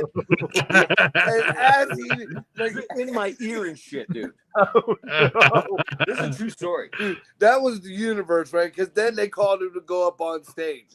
Right there, like there wasn't even time to wipe it off, kind of maybe blend it in like it's a gray spot. He went on stage with the fucking pterodactyls, and to his credit, he killed it. First. He got it off his ear. He got it off the ear. I had a lot of ear, I think. But I did. There's a silver lining to that story. I got a joke out of it. Yeah. I got a There you memory go. out that motherfucker. That too. We've had adventures, man. Fuck yeah. There's a stupid wives' tale, like if a bird shits on you, was lucky. Mm. That was the 3rd time in my fucking life that's happened to me. None of those times that I feel lucky at all. Dude, I was lucky that I seen that shit. That was fucking Man, hilarious. you got the Everybody else was lucky they got to see it happen. Dude, I was like, what the fuck's happening? I thought he threw something on me. Oh, the fuck, what are you doing? So we fuck with each other, And he's like, I didn't do nothing. He was, you see something here? It kind of smelled like blood. It looked weird. Man, I had it smeared all over myself, man. Trying to figure out what it was. Fuck, it's bird shit. He told me. Dude, I mean, it was in my hair, around I don't my know ear, what the in fuck my kind ear. of birds they got flying over Cleveland or whatever the fuck. This is a mutant bird. It was three or four birds worth of shit in one shit. Or they was just didn't like his cockiness, so they just kept dive bombing him. We're gonna hit him all at once. It was the day after Bird Thanksgiving. Dude, it was something that would have peeled the paint off Yeah, your that was fucking a car. B-side in Coventry. Yeah, that was B-side. B-side in Coventry, yeah. I'll never forget that. That was fun. Mm-mm. Now, that day, Oh, he was heated. but about the I ego thing. He's- And Copenhaver can go ahead and get himself up in a fuss, man. Like I've seen Copenhaver get himself in such a fuss before. I can't imagine with him with bird shit on his fucking ear. I'm an animated guy. Hey, I got passion, man. I got passion. You got shit on that I night. sure did. And I was just That or you're autistic and you have Tourette's. Oh, shit. Dude, that was a fucking great moment. for you. Mm. But yeah, I did get a little bit of material out of it. One stupid story. But that's what I do. I just tell stories from my life. But I was going somewhere. It cut me off. Son of a bitch. You were talking Go about about the comedy egos scene. in the Here, so people got to step all over other people, and it's not like that. And I've been in those scenes, and I'm not liked in those scenes, and I'm fine with that. So what I decided to do was build the comedy scene I want to be a part of. Mm-hmm. People that come and work with me don't work for me; they work with me. It's a partnership. Mm-hmm. I bring these guys out. I pay them to do what they do well compared to everybody else. That's a fact. And the crowds get a good show. The owner gets a good crowd, and we get to come back. It's a similar. I don't dump anybody. That's what I was afraid of. This motherfucker's creepy. Oh, Jesus. This I gotta comment say, walked out here. well, two things real quick, Michael. For you to say he's creepy speaks volumes because you said weird shit. Hey, I Glick, watch send this Glick, video. I send Glick choice 3:30 a.m. photos once in a while. Yeah, or Yeah. hey, Glick, Tasteful watch this nudes. video. Yeah, but you know what, Very Greg? And he tasteful. won't accept anything I send him. If Marco sends me something, I just send him. I'm not opening that. Yeah, they never. He quit doing that shit like 5 years ago. I open your mushroom thing though. Oh yeah. That But was crazy. what shit, you were ain't it? saying, what you were saying, Michael, speaks volumes because it's kind of what I've been doing here. You're creating that community and those people that you want to be involved with, that you want to work with, that you want to collaborate with, and create something good. You know, Upstanding I mean, people that respect others. That's all it's what up, about. Mandy? You don't stab each other in the back. Yeah, exactly. Like I said, these guys are like family to me, man. I do anything for them, and they do anything for me. I think. Except anal. Meatloaf. I won't do that. You gotta try. You gotta try anything at least once. Don't be shy, Marco. I've had a colonoscopy. I know what it's like to have shit stuffed in my ass. I'm good. I'm 48 fucking years old. I'm good. The finger's all right. That's just love. No, the finger is not all right, especially from a hood bitch with a razor blade fingernail. Oh, dude, see, that's ridiculous. If you got That's a nails on colonoscopy, there, my there is friend. no way you're getting that thing in there. Like, You no never nails. watched I don't know, pornos? maybe. Just got nails that long. Dude, it'll take a No, fucking dude. hemorrhoid right off your fucking your sphincter. Well, you know what? I might actually need that service. So, I actually do Go find you a hood chick. I'm sure especially a white girl with the braided hair, a white girl with a weave. Yep. It's only. It's not gay if it's with a woman. That's obviously straight. Come on now. I don't give a fuck. Tarantula. Oh, I'm not comment. I'm going ahead and talking to the comments over here. Oh. That's the Chatters box. They're a pretty lively bunch. They get out of control sometimes, but we love them around here. Oh yeah, I've been looking at them every once in a while. I think The side show. was good. They're the main show. Yeah, nobody wants to be butthole fingered by Freddy Krueger. Not Freddy Krueger. I don't know, but maybe like Adriana Chechik or something. That might be about it. I don't want anything near my butthole from anybody. Yeah, I'm good. I'm good. Toilet paper. I want a decent toilet paper. Hey man, it's been a long time since I've had any of anything. So just a girl touching me right on the shoulder. I got laid last night. There hasn't been good coke around in fucking years. How we get on coke? Somebody said the hood girls have coke nails. Coke, yeah, dude. Fuck around you fuck around and get a fentanyl nail these days, and you're OD through your butthole. Fentanyl nail. Oh no, that ain't what you want. That's not what you want. So I want to take a real quick break, guys. So when we come back, I'd love to hear some stories. Obviously, you guys have been on the road. I know Michael's been on the road. He's been everywhere. I would love to, whatever you guys want to share, whatever stories you want to share. We'll dish on each other and talk about tales. Yeah. I want to hear all the dirt. I want to hear as my daughter says, give me the tea. Give him the tea. Give him the tea. that or she pops in, she comes barging through my bedroom like, I gotta tell you, I gotta spill the tea. And I'm like, I'm not a 19-year-old girl. I don't care. You got Yes, queen. yeah, yes, queen. Sometimes it's just nice to listen to it. You know, that's how you get some material sometimes, man. I No, don't. I lose brain cells every time I listen to one of my kids talk. Don't get me wrong. I love my kids, but yeah, I'm with Marco there. Sometimes when she starts talking, I can literally hear my brain cells unalive themselves one at a time. I want to go, what? Yeah. Like, why does this shit exist? I don't know how Don't. That's the plan, man.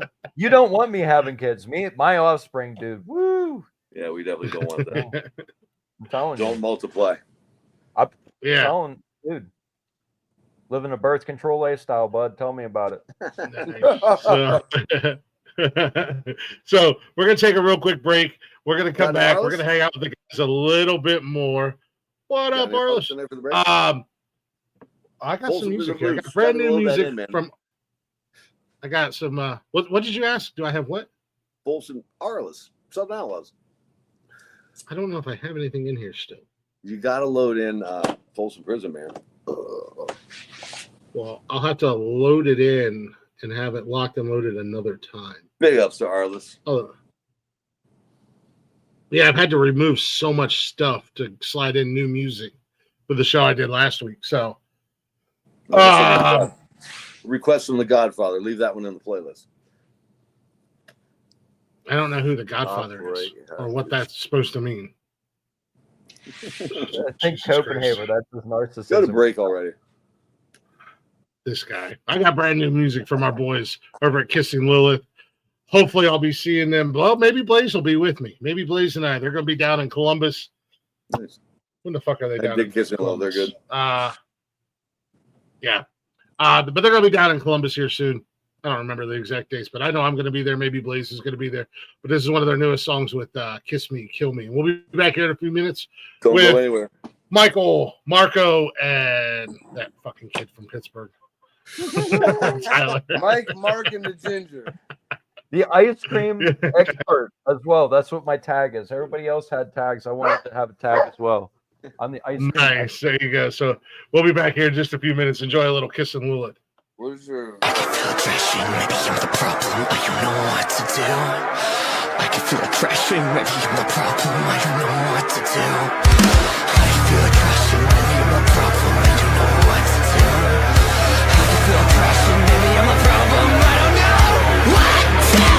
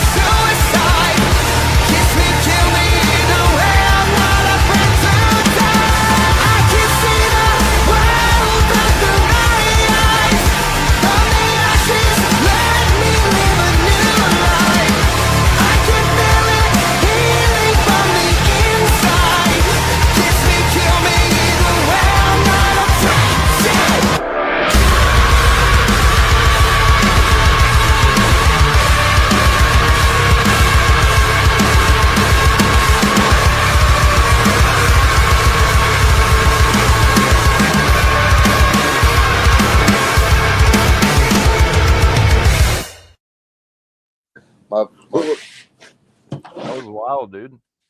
Yeah, they're good. I like them. Yeah, they're like a Disturbed type of situation, dude. They were good. They owe Glick turn around a bunch of good music. Yeah, They've been around, great man. guys They're too. so far my favorite one, new from you. Callie and been around. Warrigator's an awesome tune. Hell yeah. Sorry, I'm out for a smoke. No, you're good. Kissing Lilith. That's the band that was just playing. They're everywhere. Just type in the old Google box, Kissing Lilith. I think Tarantula, I think you're right. I think I did say the 28th. I can't remember what month that is. Maybe, I don't know. It's an outdoor event, music festival. So I'm going to try my damnedest to be there. But welcome back to more one night, maybe one night only. Maybe we'll do it again down the road. But it's Glick's House of Comedy tonight. I can tell you're having a great time. You're going to do this again. Oh, absolutely, dude. I'll let you guys a little BTS, as the kids say. You spilling Glick's House of Music might just spilling the tea. Glick's House of Music may go full bore, full on entertainment, whether it be music, comedy, actors, whatever, in the entertainment world. Off, man? Why wall yourself off? So we'll see. We'll see what happens, because I enjoy doing this shit. I have a lot of fun meeting all kinds of fun new people and hanging out with them. And not only that, but I will say through Glick's House of Music, I've made some really cool friendships. I'm going to try to avoid Marco if I'm ever up in the big city of Champion. It's going to be hard to do. I'm going to bring Marco to Newark. We're going to do a show in your town one of these days. There you go. Blaze, if you got your ears on, from just some of the stories I've heard from Marco, I'm going to need one of them Mop 4 suits when he's around. I'm going to need your help, buddy. I hung out with Blaze for a little while. Blew Blaze's mind for a quick minute. I think it was maybe. I don't know. I got to look it up. But Glick's House of Entertainment has a nice ring. Sounds like an adult entertainment facility. There's going to be some strippers. Yeah. You don't know what time they're on a Ring Emporium. Yeah. Could be some strippers, could be donkey shows. We don't know. Nonetheless, we do not know. We do not know. It just says whatever happens. Yeah, it just says entertainment. Whatever happens. Be careful. Please sign these NDAs. The floor may be sticky. Everybody has to sign an NDA like a Diddy party. Bring your own baby oil. Dude, that story is getting so crazy. I don't know if Diddy did it or Diddy didn't. You know, it's like there's 50 so Cent much says Diddy did it. Do what diddy diddy dum diddy do. He did. He did. So, he did it all. He done did it. Done diddied it. But anyways, welcome back. We got Michael Copenhaver. You guys know him. We got Marco in the building, and we got Tyler Snodgraass, hanging out with us. Thank you guys again. Thank you, Michael, for putting this together. You know, My you pleasure. threw it out there, These guys deserve some spotlight. I got a bunch of other friends you should meet.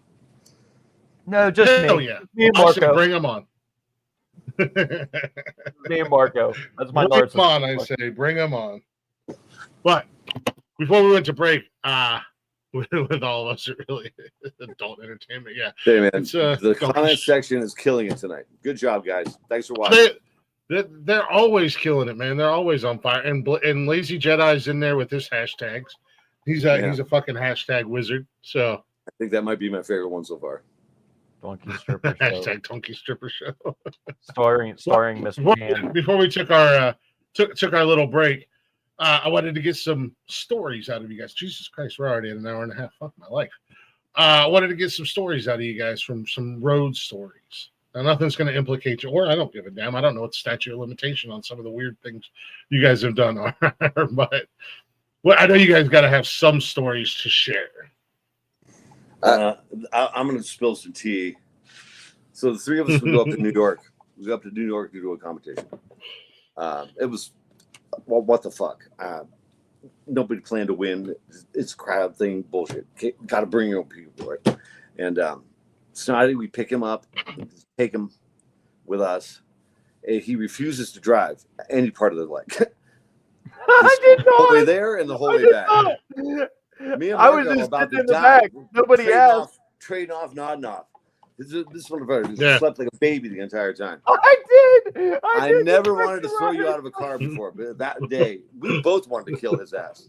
And Margo's like, motherfucker, wake up and drive. We're gonna kill us. and Snotty is tall and lanky, so there was legs and arms everywhere. Everywhere. Take I'm a a backseat queen, man. Yeah, everybody says passenger seat motherfucker queen, no wouldn't drive passenger a princess. Nah, dude, I am a backseat queen. I am splayed out. I am laid out. Dude. I think And he threw the joint out the window. that was the solution. I know. Rip. I He know. just I have joined- no and then he redeeming looked at it like a qualities little at all. kid. He just I looked told at you, his birth fingers control with lifestyle. no joint in it. Party foul like a mother. It sounds like you're on the verge of getting beat up by these two guys, Tyler. Maybe you're not a Never. likable person. Never. Maybe you are an asshole. Good-natured mean- harassment. They call me Snotty for a reason. One I of my would just other- make him ride in the trunk from now on. Just put him in the trunk of the car. one of my I most said backseat memorable princess. moments. I didn't say how far back. That's fine too, dude. One of my most memorable moments about Copenhaver, man. I don't know. I think we were coming from Charlotte. We did a haul there and a haul back. We just like a turn and burn. And we're on our way back and we pull. He's like, man, I gotta fucking take a piss. I'm like, dude, just pull it. Everywhere we were at, I everything think was we were in lit up. Kentucky. I think that was. Yeah. I think that was coming back from Kentucky. That was some fucking where everything was lit up. I don't give a fuck. If I gotta take a piss, you watch or not, I don't care. I'm driving. Mike's driving. He's like, man, no matter where I go. He's like, fuck it, give me that. There wasn't even a bottle, it was a fucking can. It was a big 18.5-ounce Arizona can. Oh no! Did you cut yourself? He's one No, hand don't tell on the me. steering wheel, and he's fucking monkey dicking his fucking can of Arizona. I'm the, Just pressing my pee hole into the hole. That's all Oh I got. no! Don't That's do all I that. got. That's how you cut it off. Oh no! and it sounds like one of them old school hillbilly roofs. You know, the tin roof when the fucking rain is in. So I pull out my phone. Oh my God! You ever see Mike have a fucking meltdown? So here I am, I just got pissing. Here I am, just pissing. And doesn't just pull out his phone. Bam! Spotlight. It's right in Spotlight. Yeah. So there we are driving. I'm He's pissing. driving, He's shining lights on pissing. me. I'm recording this whole fucking thing. Turned your crotch into an open mic stage. Half man. that piss was on me. I was so fired up. Fucking Motherfucker. great. And he finally pulls over in the fucking. He do was that so piss on you. distracted. Like he meant to pull over in the Burger King, and he ended up pulling over in a bank right next door to the Burger King. Lights everywhere. He's still pissing in the can. I'm like, dude, I just get out. No lie, I thought Mikey was gonna leave me because I got out the car and just went and I pissed right there. I didn't give a fuck, He's in the fucking can up there. And finally, I turned around. I was like, well, fuck. I mean, and then whatever happened to that? Too loud. Oh, I'm sorry. I don't know. Whatever happened to the can? Did you keep the can? Did you ever throw the can out? No, I bronzed it. I bronzed it. I meant that night. Dude, I still He got would that do that anyway. He's a garbage person. I got that video still somewhere saved on my laptop. All right. That's I'm not sorry, what my Tyler. quote- If you want to go, I'm going to skip you. I got one on Marco since he's nailing me. Now, Marco, like I said, he's insightful. He's an instigator. He's a you. And A me? yeah. An instigator? He likes Never. He likes to throw the grenade, turn his back, and walk away. So I decided I'm going to turn it around on him. He's Puerto Rican, hates it if you fuck with him about being Mexican. So we're on a long road trip. We were going somewhere. I can't remember where. You were driving. And I said, it was the time you almost killed us in that fucking intersection. It was right after this. Oh, yeah. This is the whole story. So I said to Marco, hey, man, This is the can I whole ask story. can I ask you a personal question? Seriously? Yeah, ask me anything. Do you identify as a cholo? He did a Mike pissing in a can. He's flailing it and starts striking at me. Motherfucker, he did it. Next thing you know, coming up to a stop sign. Oncoming traffic, urban highway or some shit. They're flying. He's looking at me, swinging and bitching. I'm like, I couldn't make words. We were gonna die for sure. I'm just pointing, and he's like, "What the fuck is wrong with you? What the fuck?" He thinks I'm having an epileptic fit or some shit. Guys, Dude, we were he going blew to through the stop sign. He blew through the stop sign. This car's coming fast. At the last second, I'm like, I shove his face. Look, slams on the brakes. The people went in the other berm, did not hit us. Oh shit! I fucked with them, and it almost cost us our lives. So, yeah, you don't fuck with the driver. Word to the wise, kids: don't call Puerto Ricans Mexicans while they're driving. That's my favorite Marco story. You're Hey, Polynesian, we're going to aren't you, Ohio. Marco? Pow. I don't know what I just push on point. I could Yeah. not make words. I was like, There was fuck, we're about nothing. to die. You know I what ended froze. up coming out of his mouth? Settle down. Oh, He said, "Settle that's down." right. That's right. That's I'll right. never fucking forget that. He was because it was just I forgot. I was saying words. Settle down. Settle down. Yeah. That's right. Yeah, that's just true, man. And that's what's fun about comedy. You can tell these stories, and they're funny, and we actually live that shit. And moments like this, we can corroborate them, are gold. I don't know if that's as much comedy as it is doing comedy with Copenhaver, because I have a Copenhaver story. Everyone does. So going back to that birthday party, we had to go somewhere else. we go to this Arliss show, right? And before you know it, we're 47 picklebacks in. Cowboys about to drive us somewhere. And we're all of a sudden at this random house. None of the lights work in there. It was dark as fuck. We're using flashlights and shit in this house. I don't know where the fuck we are. And then we go to the casino and we sit in the parking lot for 2 hours. 2 hours, Tyler? Really? It was full on 2 hours. Then we could finally get inside of this casino, and Michael Copenhaver's like, "We're gonna win some big money." He didn't. I'm sitting there. I'm sitting there like, I'm hoping that the bar is open, and we get there, and the dude is like cleaning up the bar and everything, like it just closed. So we sat. Call. We sat in the parking lot for 2 hours while I could have gotten shit faced while they're at the bar. I'm like, Michael Copenhaver's like, "Why don't you just go ahead and gamble?" I'm like, "No, if I'm gonna waste money, it's gonna be on getting drunk, not on gambling." Yeah. so wait a minute. If we got this straight, because I feel like I just got implicated or I'm an accessory now.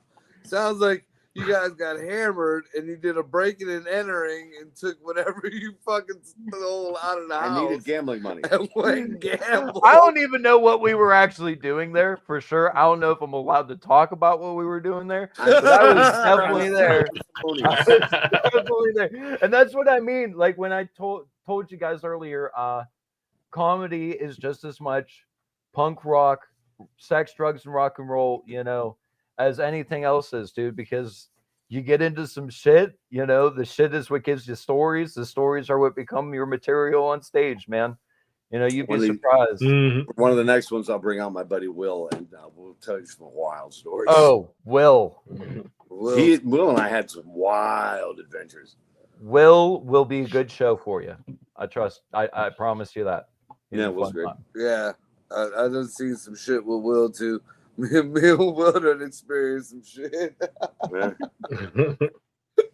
I mean, as of right now, the bar is set pretty low, so it can't. Oh, there you go. Always up from here. Always up from here. Yeah. I think what Tramps was talking about. For me, Tom Segura put it best. He said, "Comedy, a comedian, their job is to live their life and then report on it." Yeah. Mm-hmm. Not every comedian does that, and that's fine. I found that when I first started, I was writing material. And then my buddy G says, "Hey, man, remember the story? So it's reminding me about dumb shit I did. Tell that story. And that was a game changer for me. Once I stopped writing and just started telling my tales. I used to tell everybody when I started, I just like to say fuck you to everybody because you're laughing at my life. We all are. There you We all go. are. We're laughing with you, Marco, not at you. Or are we laughing Jedi at you? for the fucking I don't win. know. That's a sharp cat, man. I like Jedi. He's a Will good and Michael's bogus adventure. Jedi's the man. I love that guy. Jedi's my he's dude. good. Turn all those negative into funny. Yeah. Back to this one. I had a hard time talking about my dad on stage for the longest time. And then I turned some of the most negative moments near his death and shit into great material. It kills, and it's real. All real. Mm-hmm. And that's why I say I wish I was joking. I hear you, man. I talk about my shitty mom on stage all the time. I don't have a shitty mom. But what I do like to do is when I bring her up and people start cheering, say, don't cheer for her. She's a racist. She hates it when I say that. Dude, here's a story that kind of it was Copenhaver inspired, but it actually dealt with Copenhaver's mom. We did a podcast, and I was talking about the sex machine that was at this store that I was at, and we're talking about it and shit. And I told Mike, you keep fucking with me, I'm gonna bring this thing to your show, and I'm gonna put it on your mom's table and set it up. And he's like, oh, shut the fuck up, you ain't gonna do this and that. So I went to that store after the show, and I went and bought the sex machine. And next day, his beautiful mama is sitting there with one of her friends, and I pull this machine out while he's up on the microphone, and I start setting this machine. And it was one of them big ones that like you suction cup to the fucking table, and it had like the long dicks on the head. She wants an address. Yeah, dude. Without the suction cups down, it looks like a fucking like one of them Arnold Schwarzenegger machine gun type deals. Nice. Yeah. And this is in the middle of the bar. Yeah, I know. Mom says, that Marco can be so nice. Why is he so vulgar all the time? I hate that. Well, you're not his demographic. You're not his demographic. Apparently, your mom doesn't know the things you send people at 3:00 in the morning, does she? He takes the pictures. Nice. It's a family affair. That's why they're time, kind of baby. blurry, a Roll little time. shaky. Yeah, my mom telling Blaze was up here, and my mom was in the garage with him. I came out of the kitchen. I was like, Mom, quit harassing my friend. She says, I'm trying to get some. He's a handsome man. Blaze was like, could not believe she said that shit. Took her by surprise. It's true. So is Blaze dating your mom now? Blaze on here? Is it? May as well. She's single. Yeah, Blaze, that's Michael's his new mama. stepdad. Blaze. Gonna take all your hair and Blaze. I love that you started doing that. That's a funny story to me. Just knowing Blaze, I would love to have seen his face on this shit happen. He's gonna take your inheritance. That's all right. There's not much. He's spending all to stay alive. Unfortunately for Blaze, when that story came about, he didn't quite know me as well as he knows me now. So I think he treads a little lighter when he says things. Hanging with me, you got to be prepared for the unexpected. Always. I find Ain't that the fucking truth? You want to see a magic trick, you little kids? Well, Tell for that the story. longest time when Mike came and picked me up, I always asked him if I had to bring my gun with me. every single time. Say, no, Marco, you don't need your gun. You sure? You're with me. You don't need a gun. And then you see Will sitting in the back seat. You sure I don't need my gun? We all gotta go on a show. It's always like me, Michael, and Marco, or me and Michael going out on shows. It's never like me, Michael, and Will, dude. I'm telling you, dude, that would be a freaking fire ass show, dude. I'm telling you. I've done a lot of killer shows as well. I think what Tyler's trying to say, ever had Marco, that is long. that you're not very funny and that you shouldn't go out on the road with them anymore. That Will should go. That's not at all what I said. That's not at all what I said. I mean, that's what I heard, and I'm pretty sure that's what the audience heard as well. So, Sounds if not, that's what sounds I'm kind of telling like that to me. Well, You measure Marco went success ahead. by your own rubric, right? You measure your own success. I would consider myself a success at life if I can get this kid laid at a show. Who? That's my Marco? mission. I want to get him laid after a show. Who, Marco? I mean, just You. Oh, me? That would be awesome. Why don't you? You should try that out. I mean, it's like That'd be depending upon where fantastic. you, That would depending have upon been where fun you to do. are, it'll cost you like 20. Depending upon where you are, it'll cost you like $20. Oh no, I can't pay $20. So- That's pre-COVID prices. Fuck, where you getting them from? Paying for sex is cheating. If I wanted to pay for sex, I'd be having sex right now. You don't pay for sex. You pay for them to leave. Yeah, you're right. You're right. Yes. And now you got to pay for their gas both ways. I don't know. What else do you want to know, Glick? Fashion guy myself, it's just I got one. I'm Let me ask ugly. you guys. What's your most insulting moment in comedy?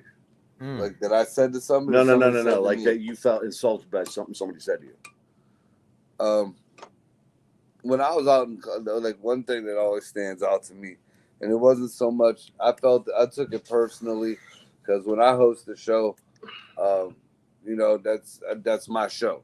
I know the comedians are on the shows or whatever, but it's ultimately my show. It's my job to make sure the comedians are taken care of. It's my job to warm up the crowd in between, to make sure the fucking crowd is quiet and shuts the fuck up. Oh, I'm glad you said that. I got one on you now. Yeah, I know which one you're talking about. Oh my God, I almost fought an elderly couple single-handedly. But I was at this one show in Cleveland, Club 17, and it started off with this table full of Puerto Rican chicks that came in, and they Bar were just 17. they just kept they were being loud. Now the comedian that was up, I've only met him online. He came from Missouri. Wow. He came a long way. He came pressed in the suit. He was there to do his job, Professional. And these women were just the most degrading. At one point, they screamed at him, "Why don't you shut the fuck up and put the music back on?" Dude. What we call in the business a shit show. Right. So, he did his set. He kept his composure. He did his set. Dude, when I got back on the mic, I called them three girls everything but a fucking whore.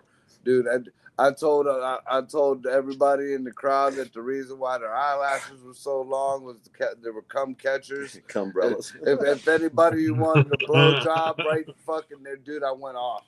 Like, I fucking tweaked on them. And then, like, later on in the night, two more come in. Like, they ended up leaving. Two more come in, and they're being loud in the corner speaking Spanish. And they didn't realize, don't let the light skin fool you. I stopped the show. I walked up to them, and I pretty much cussed them out in Spanish. Here it was the bar owner and her sister. And I was like, I don't give a fuck who you are. We're putting this show on for you. And I mean, like, there was another instance where it was just a long day and there was nothing I could do to control the whole situation. Mike said, Legit. he was going to This snap situation, I was ready to fight with my fists an elderly couple. on him. Yeah. They just, I was And this was a benefit for a fallen police wounded officer. police officer. Yeah.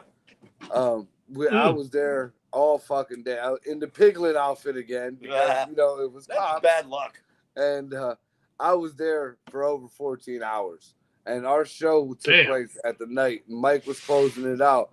And just this old couple in the back. And They were up front, dude. The back was the cop. They were right up front. Yeah. I went on after Andrew. And there was just nothing. Everything I tried, polite and everything, and couldn't even fucking get him to fucking leave. Mike just totally tweaked on him. Like, he fucking snapped on him. It was just, it was bad all the way around. Why would you come to a comedy show? I mean, I understand everybody gets a buzz. Everybody wants to, have fun or whatever.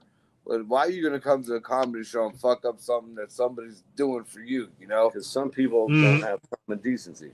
But here's the thing about that I consider a win. When I did that shit, the wounded cop was there laughing his ass off. That was his favorite part of the show. Nice. What up, Fish Technician? Use his badge again. Well, they're both dead now, so. But I was wanting to know, like, somebody said something to you that made you feel insulted about comedy. Ever happen? Yeah. I got 2 stories for both. This will be good. I got a good friend of all of ours. No matter what, we used to be pretty tight. He's still a friend of mine, but I just had to back away from him for a while. He just, no matter what I try to help him with, no matter what I try to, guide him through. When he asked me for advice, he always took it the opposite direction or whatever. Well, and then one day my opinion is you don't need it. Yeah, but the one thing, he was putting on a show. It was pretty much in my territory. It was supposed to be my guys' show, and he was supposed to be helping out. And pretty much, he didn't even put me on the show or let me know that it was going on. Mm. And when I asked him about it, he pretty much told me that he was better than me, that I wasn't good enough to be on this show. Now I know what you're talking and it's been over. Oh, shit. It's been over like 2 years that he's been on a mic. Delusional. I've been the one hitting mics, damn 3-4 times a week. I do clean sets. I do dirty sets. I do, whatever. I cater to my crowd. Stop right there. We did the cancer benefit together. Number 1 rule, clean. Clean comedy. I did 45 minutes. Yep. 15 minutes was no good out of the hour. This is his first line when he gets up there. Look at these people in the back eating a bunch of hot dogs. Practicing sucking dick. First thing he said. That's there was more to it, and there was a reason why. Those people were heckling and being loud. And that was the whole. Yeah. And I said, hot dogs are just 3 people got up for people. 3 people got up and ran toward him. No. They're ready to tackle him and take the mic away. First thing he says, a clean show. I can be clean. It was supposed to be everybody had to do an hour clean set. I did 45. I did 50 minutes clean because that wasn't even 10 minutes of fucking telling them people to suck a dick. But they were being the first thing you said. Yeah, but they were being fucking rude to everybody else. It don't matter. They were actually. It shut him the fuck up though, didn't it? Yeah, I'd say right now. I don't handle heckers well either at all. And the bad thing was, and Will loves to point this out when he tells the story, the 2 cancer kids that were doing the benefit for. Oh, no. They're like 7 and 8 years old. Yeah, like 7 and 8 years old. Right there. Oh, no. They raised a lot of money for them that day. So, yeah. And we got a story. Yeah. They were probably sitting there like. So I could do 50 minutes of clean material. We hit the 50-minute mark. We might you opened with that. Clean. I can be clean. I mean, 3 people charged him. What are you doing? It was so funny. But I think the most insulted I ever been on the whole comedy thing was, you ain't even. Yeah, you're pretty much saying you're better than me. Okay. He does that to a lot of people. He does that to a lot of people. I mean, for me, most insulting. All right. There's a guy. I won't call him out by name, but it rhymes with Chris Harvey. Chris Harvey. I will name this name. Fuck that cunt. He thinks he's hot shit in Akron at the time. And I'm doing an open mic at his spot for the first time. I've only ever done clean comedy at this point. For that competition, funniest amateur comedian in Ohio, you have to be clean. So for the first time at the new mic, I heard of this guy, friends on Facebook, never met him before. Chris Harvey. I go up to him and say, hey, how you doing? Nice to meet you, blah, blah, blah. What's the rules for your room? He says, what are you talking about? Like, I only done, funny stuff. Do I have to be clean or what? He goes, no, just say whatever you want. Whatever you want. And I got giddy with excitement. Woohoo! I could say whatever I want. Just like that. And he said, and I'm quoting here, whoa. You can't say the N-word. Talk about an insult. He doesn't even know me. Apparently, this face says White Power Comedy Hour to this fucking idiot. And I laid into him. I just met him for the very first time. I laid into him. Like, whatever, dude. Just eat your fucking wings. 3 platters of wings. This guy, I won't name Chris Harvey, fat as fuck. Eats 3 platters of wings in one sit. Platters, not plates, platters. And I just laid into him. No, eat your fucking wings, you fat piece of shit. And I just still saved him to the mic. And my whole fucking set was, fuck you, Chris Harvey, who I won't name. And that was some of the most fun I had. He tried to roast me back, failed miserably. That's when I knew I'm doing God's work. So that was my biggest insult. White Power Comedy Hour. That really pissed me off. To this day, it fires me up just thinking about that. Fuck What you. was his name? All I did was getting giddy with excitement, just finally be able to swear and shit, be me, you know? Whoa. You can't say the N-word. No mention of it. Ridiculous. Man, that pissed me off. Insult. Eat your fucking wings, Chris Harvey. Right. Suck wings, Chris Harvey. Who we will not name. Fat fuck Chris Harvey. I hope he sees this. Fuck you, Chris Harvey. I'm taking a Want to piss fight? break. I will fight you, Chris Harvey. Fuck you, fat. Who we will not name, Chris Harvey. So I don't won handle 3 hecklers. platters of wings. That's true. I'm not, no exaggeration. Platters. I mean, there was 70 wings in front of them, and they were all gone before that mic started. There I you want go. platters of wings. You couldn't eat them all. So I don't handle hecklers well at all. It is December 23rd, 2021. December 23rd, 2021. And we're doing a show at a Cleveland bar. And the dude who's running the show, like the producer of that show, is sitting next to this blonde lady. And through everybody's sets, she's running her mouth loud to the producer. She's not telling her to be quiet. It's fucking everybody's sets up. She was being super fucking disrespectful and rude. And I looked at my buddy Spike and I was like, hey, man, when I get up there, she's done. I'm ending that shit.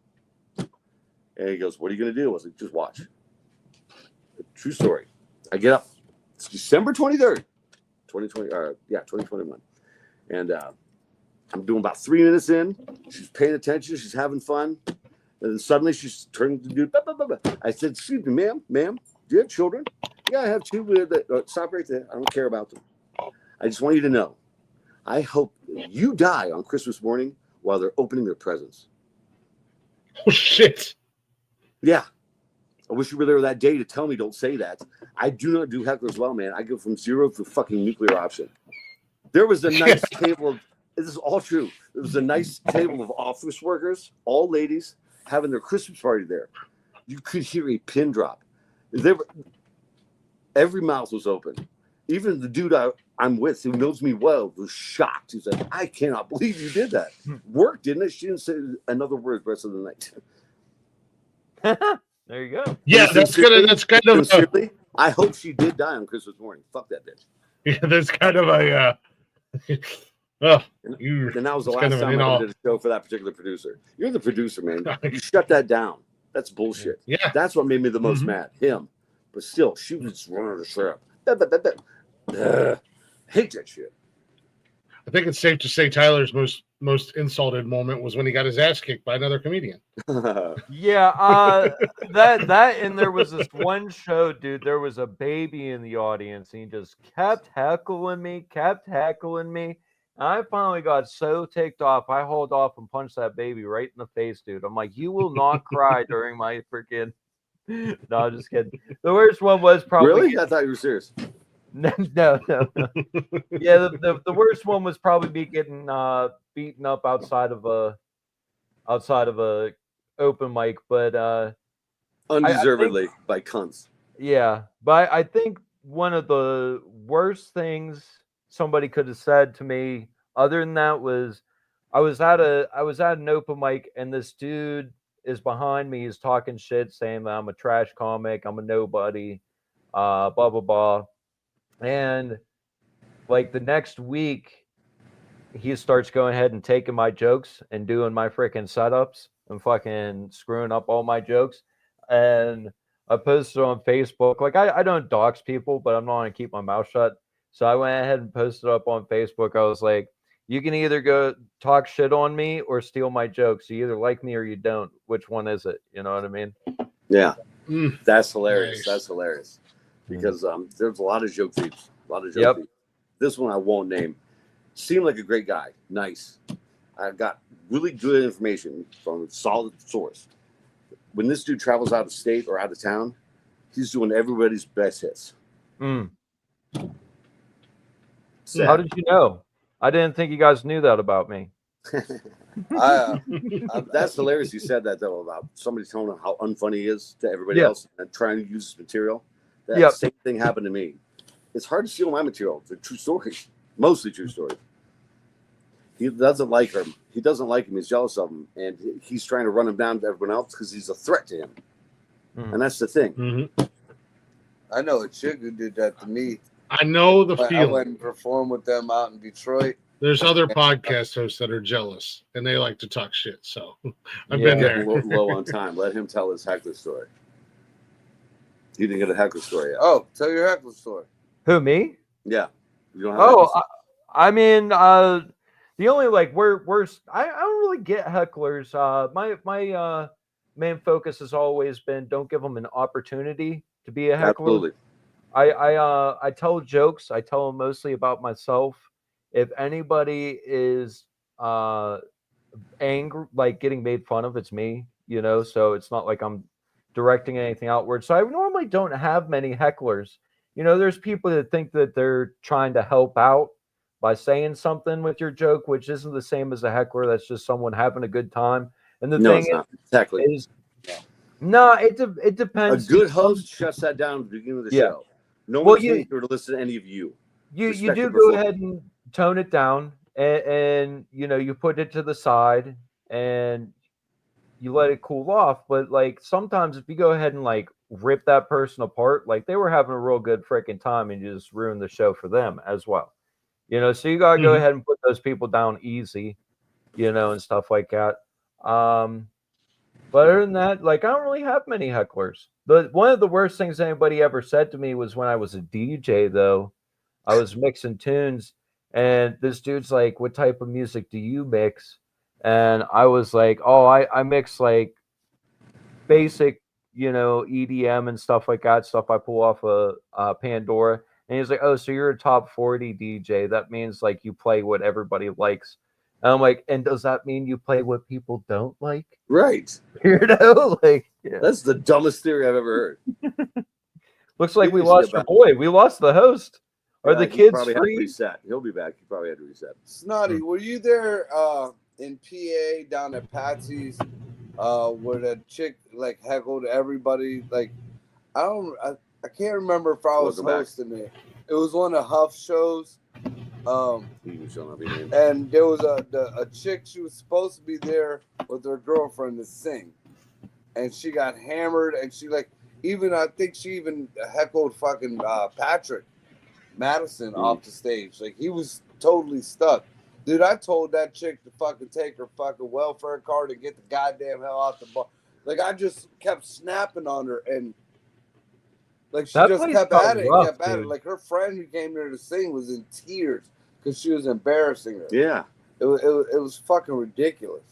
That place got rough, dude. Like all of a sudden, freaking, I started seeing outlaw bikers in there, and you know, then they started walking back to the bathroom and stuff, and then like all of a sudden, that whole entire freaking show got closed down. We haven't been back there since the bikers started rolling that place. Wow, I had fun with Patsy's. I love Patsy's. We don't do Patsy's anymore. Yeah, it was a fun place. I had a super drunk veteran on a November 11th show, Veterans Day, and I went ballistic on him. I was screaming at a veteran on Veterans Day. I can't deal with hecklers, man. That's your right as an American. He fought for I mean, I didn't even feel bad about it. I didn't even feel bad about it. And another reason I do so the guy who owns the bar is next to him and not saying something to him, you know, he's just incoherent babbling. Like not Happy Gilmore, Patrick Madison, Billy Madison, right? Talking gibberish. The motherfucker couldn't understand what he was saying. And he was just mumbling at everybody. So yeah, I said, "Hey man, thanks for your service. Now do everybody here a service. Get the fuck out of here, you dumb mumbling ass. You're making a fool of yourself." And let it go with that. This dude wandered off and slow baked that thing I just said for about 10 minutes. Shit you not. Wanders back into the showroom and goes, You're making a fool of yourself. Man, boy, But minutes later, I'm not even exaggerating. I mean, way to but good comeback. Take you all buddy. night to think that one up, bud. Context of that, he might have taken Yeah. a frack to the fucking back of the No, he was shithouse He might drunk. have been He was shithouse slobber. drunk because it was Veterans Day and he was getting free drinks everywhere he went. He was in the Yep. VFW uniform. Yeah. What Mike's not telling you, VFW, very was fucking wasted. he was missing a leg. He had 4 purple hearts. Fucking part of the back of his head was missing. He still wears his fucking helmet just to cover it, like Joe Dirt. Got a soft spot on the peach. Had that metal I plate mean, on I mean, just because this might, and I don't mean this to be a dick, but just because you're a veteran and it's Veterans Day does not give you the right to be a cock. Again, he was just So- super hammered drunk. He was super hammered drunk. He was blacked out. I'm 100% sure he was blacked out. The fact that he still had drinks in his hand was amazing. It's like, who's serving this guy? Is he driving? Yeah. Uncle Sam. Uncle Sam. He serves, so now he Stop deserves. screaming, man. Now he deserves to be served. I'm screaming. Well, the patients are getting ready for bedtime.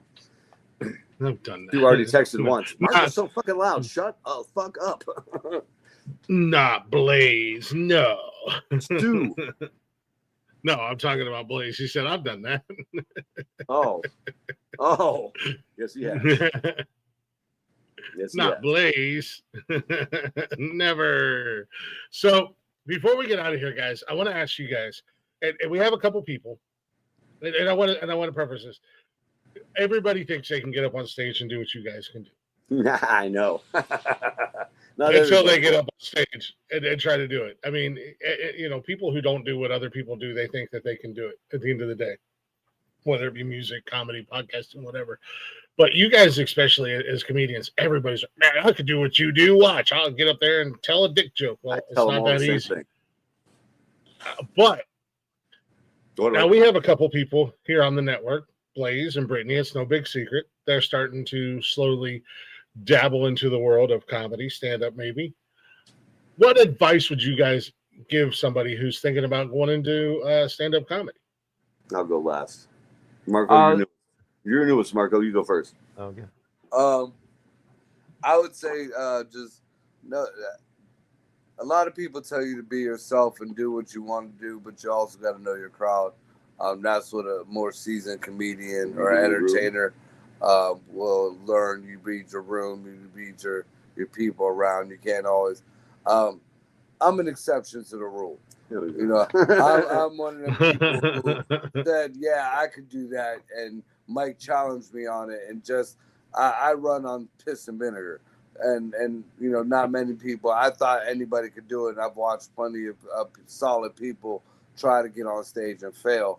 And it took me a long time to realize, no, not everybody can do that shit. It's just, you know, I lucked out and it's just a hobby for me at that. But, you know, just pay attention to what's going on. Pay attention to what people like and don't like. And remember, just because one crowd like, you know, your set this week at one particular place don't mean that it's set for another place. That's the thing. No two shows are exactly alike. Right. Tyler? Well, me personally, the best advice I could give you as a comedian, Tyler, go to a boxing class, take some jiu-jitsu, take some Muay Thai, just a Get a random fucking go- Muay I'm Thai. so At not bare that minimum, guy. get a taser. I am so Go. not that guy. Like, you come step to a to me women's with like self-defense any class, impression, something. I'm just like, I'm all right, dude. I don't know what you got going on in your life, but I so do not need. I don't deserve that energy. You're giving me way more power than I deserve. Like, please step up, you know. But I am going to go ahead and give you some serious advice. I'm gonna first things first. You got to do it. You're going to talk about doing it, and the more you talk about doing it, the more you're not doing it. You have the ability to do it. There is an open mic around you. Go ahead, check on Facebook, find Google. you know, local open mics. You'll find them. They will come to you. You start out there. How to write your jokes. I would say you write 10 jokes a day. whether they're good or not. It does not matter. You're going to have material to go ahead and cut down, go ahead and see what works. You're going to have to develop a voice. You may not get a voice for 5 years. It may take you 10 years to even go ahead and get a spot that pays. True. It takes time. It's not something that you just get up on stage and it starts working. If it doesn't work and you get down, you know, you have to go ahead and work harder. There is no easy road to being a comic. I know people are going to go ahead and tell you to start making reels. Well, you have to have stuff on reels for it to work, for you to get shit. It's not impossible. The only difference between a comic and someone who's funny at the watering hole is the comic says something funny, writes it down, says it again. You work your craft, you continuously work on it, have conversations with comics. Starting out, you're probably going to be friend requesting anybody who has a microphone in their profile picture. That's I just resemble that remark. it is a networking experience. There are going to be assholes. Like, there will be assholes. I guarantee it. Especially, And they'll come at you with a smile. They will come at you with a smile. They'll be friends to you at first, but once you go ahead and get above them, dude, it's on and it's all out. And you know what? You can take it to heart. It can be a heartache that, you know, you let them win, but you can't. You have to keep getting up there. If you love doing it, you're on to do it, not to go ahead and be great, famous, millionaire. You're on to do it because you love fucking doing it. 2, you're nervous. All right. This is just 2 on my, obviously I can't count. I'm autistic. Sorry. No, dumb. Dumb. But the thing is you're on to be nervous. Nerves are a part of it. Nobody can see that you're nervous. You're the only one that knows that you're nervous. You got a flop, sweat, whatever. There's lights everywhere. Obviously, you're sweating. It's 100 degrees up there. You know, don't worry about it. All right. The nerves, you're going to feel them. All right. And I want you to feel them because that's going to become energy while you're on stage. It's going to energize you. It's going to make you push something out into the crowd. The crowd's going to push it back. Those nerves are going to go ahead and buzz even higher, push that energy back, and you just go back and forth with the audience. And eventually, the nerves you feel when you're getting on stage is the reason you continue to get on stage. That's how you become a comic. I just want to point out, when I say don't talk about it, be about it, I'm an asshole. But when Tyler says it or Tarantula says it in the chat, oh, yeah, that's exactly right. Fuck all of you guys. Yeah, I tweak my nipples. He's making sense. Yeah, I've been saying it for years, and I'm a bad friend. Tyler says it. It's like, oh yeah, you're right. It's not the phrase that makes you a bad friend. It's the fact that you're a bad friend. Well, the thing is you're their friend and you know them how they are. So they're going to go ahead and say, you know, he doesn't know what he's talking about.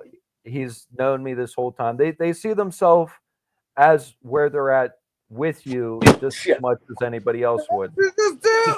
So like, they just need to get on stage, man. You can do it. Prepare yourself. And I'm telling you, the first one is not going to go great. All right. You may think it went fantastic. I know people who get on stage for the first time and they walk off and they're like, I murdered it. I'm the best person alive. And it's like, if you record that and then you watch it back 5 years later, you're going to be so embarrassed with the material you do. Even today, I go ahead and watch back videos. My first time was a bomb. Mike, you witnessed it. So you just have to keep growing. That's all it is. You have to start. You have to go after it, and that's what she said. Handle it. Yeah. Rub it this way. And then some of these, spit on that thing. You know, hawk to it. No. And anybody spits on my shit, I'm gonna smack the fuck out of them.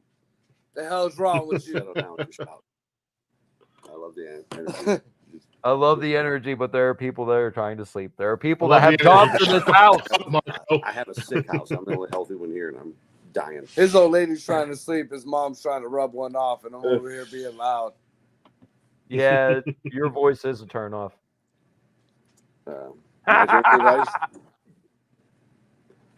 Mikey, sir. First off, whenever someone says, hey, I'm thinking about getting into comedy. I will say this every time. I'm not trying to dissuade you. But understand this one thing fundamentally. Getting in front of a crowd of people that you don't know is way different than being funny at a party with your friends or at work with your buddies. Yes. You don't know them. They know you. Your stories are hilarious to you guys because you know the people in them. You have to think of that. Preparing a stage act is very different than being funny at a party or in a crowd. It's a whole different animal. Facts. Listen to all the advice anyone's willing to give you. Listen to all of it. Keep what works for you, throw out the rest. If someone's willing to talk to you and try to help you, let them. If it doesn't help you, ignore it. You got to know your voice. You got to know who you are. Have self-awareness. One thing that cracks me up, right? I can't remember the kid's name. It was like his third time on stage. I'd never seen him do well the first 2 or 3 times or whatever, maybe 4. And he's like, man, you weren't there that night. I killed. No, we didn't. I wasn't there, and I know for a fact you didn't kill. Killing is when the whole room is a burst of energy, of hilarity and laughter. And you know when it kills, a kill. Everyone's, it's just, that energy is undeniable, and you can't miss it. Self-awareness is key. You don't have to write jokes. There's many, many ways to skin the comedy cat. Do what feels right to you. And if you feel you need to take a class, don't bother. You're wasting your money. You'll never make it. You either have it or you don't. Follow your heart. Follow your dream. Don't give up. One bad set doesn't mean anything. One bad joke doesn't mean anything. Rearrange the material somehow. Like Tyler was saying, like it took me probably 2.5 years from start to have a full, complete, well done, worked hour. But that hour still got tailored more over the next 2 years. My hour's ready. I want to record it. Anybody out there that has a venue like a theater, I really want to record my food. It's ready. Be undeniably funny. Just be funny. If you can't be funny, you don't belong there. Show the crowd. Show the crowd you're on your home turf. If you're nervous up there, a crowd senses it, and they'll eat you alive for it. If you don't look like you belong there, they're not going to want to listen to you. I mean, there's so much advice. I could go on for hours. Don't trust anybody to know them. I'll tell you that right now. Don't run premises by people because they'll doing it within the next week or 2. Oh, it's for me.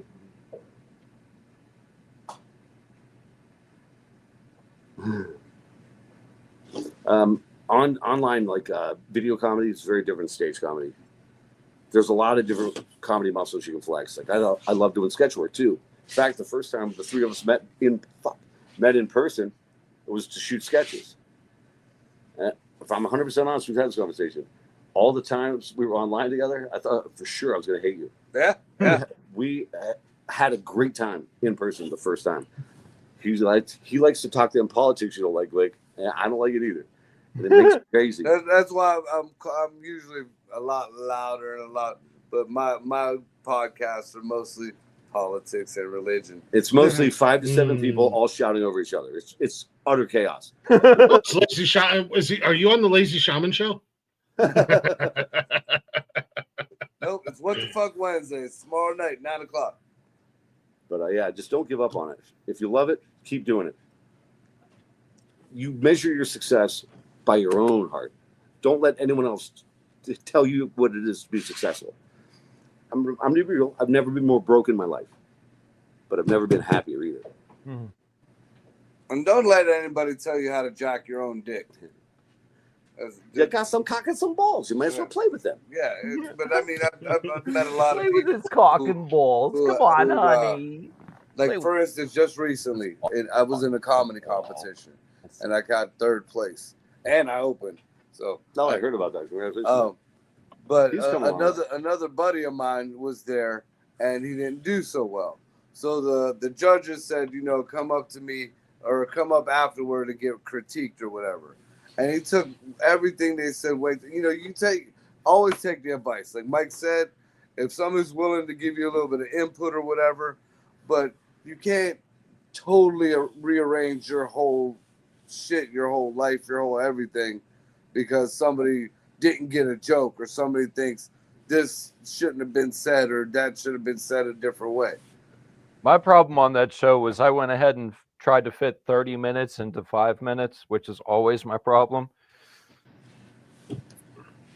Yeah, Snotty was there. Timing is everything. Snotty had Timing. a good. Timing. I mean, there's so much that goes into a successful set. I mean, it's difficult to explain. Just feel it out. Don't be the next somebody else. Don't ever be the next somebody else. Be the first you. Be true to yourself. Be original. Just have fun, dude. Have fun. And be respectful That's the and be most humble. important part. I talk a lot of shit because of Glick. I'm trying to out shit talk him. But What the fuck is the point of being humble for? I know You don't I'm very get good these at- I know I'm very championships good at by what I being do. humble, baby. I know I'm very good at what I do, but I don't big dick anybody at the show. I treat everybody with mutual respect. There's no reason not to. I don't consider anybody I'm on the show with competition. They're just fellow comedians. They're just fellow comedians. Every show I'm on, Michael Copenhaver walks up in there and says, "Hey, this is a big dick in the show." So I don't know what he's talking about. I don't say it. I show it. That's right. He comes on the network and I humble his ass. Like I'm going to do this Friday. For the Somebody's right 13th time. I'm not gonna lie. I'm so embarrassed you got me in fucking comic book trivia, you cunt. I had you, and then I fucked that last question out and passed you. Yeah, comic book trivia and didn't he invite beat me. It's online. The show's Friday nights.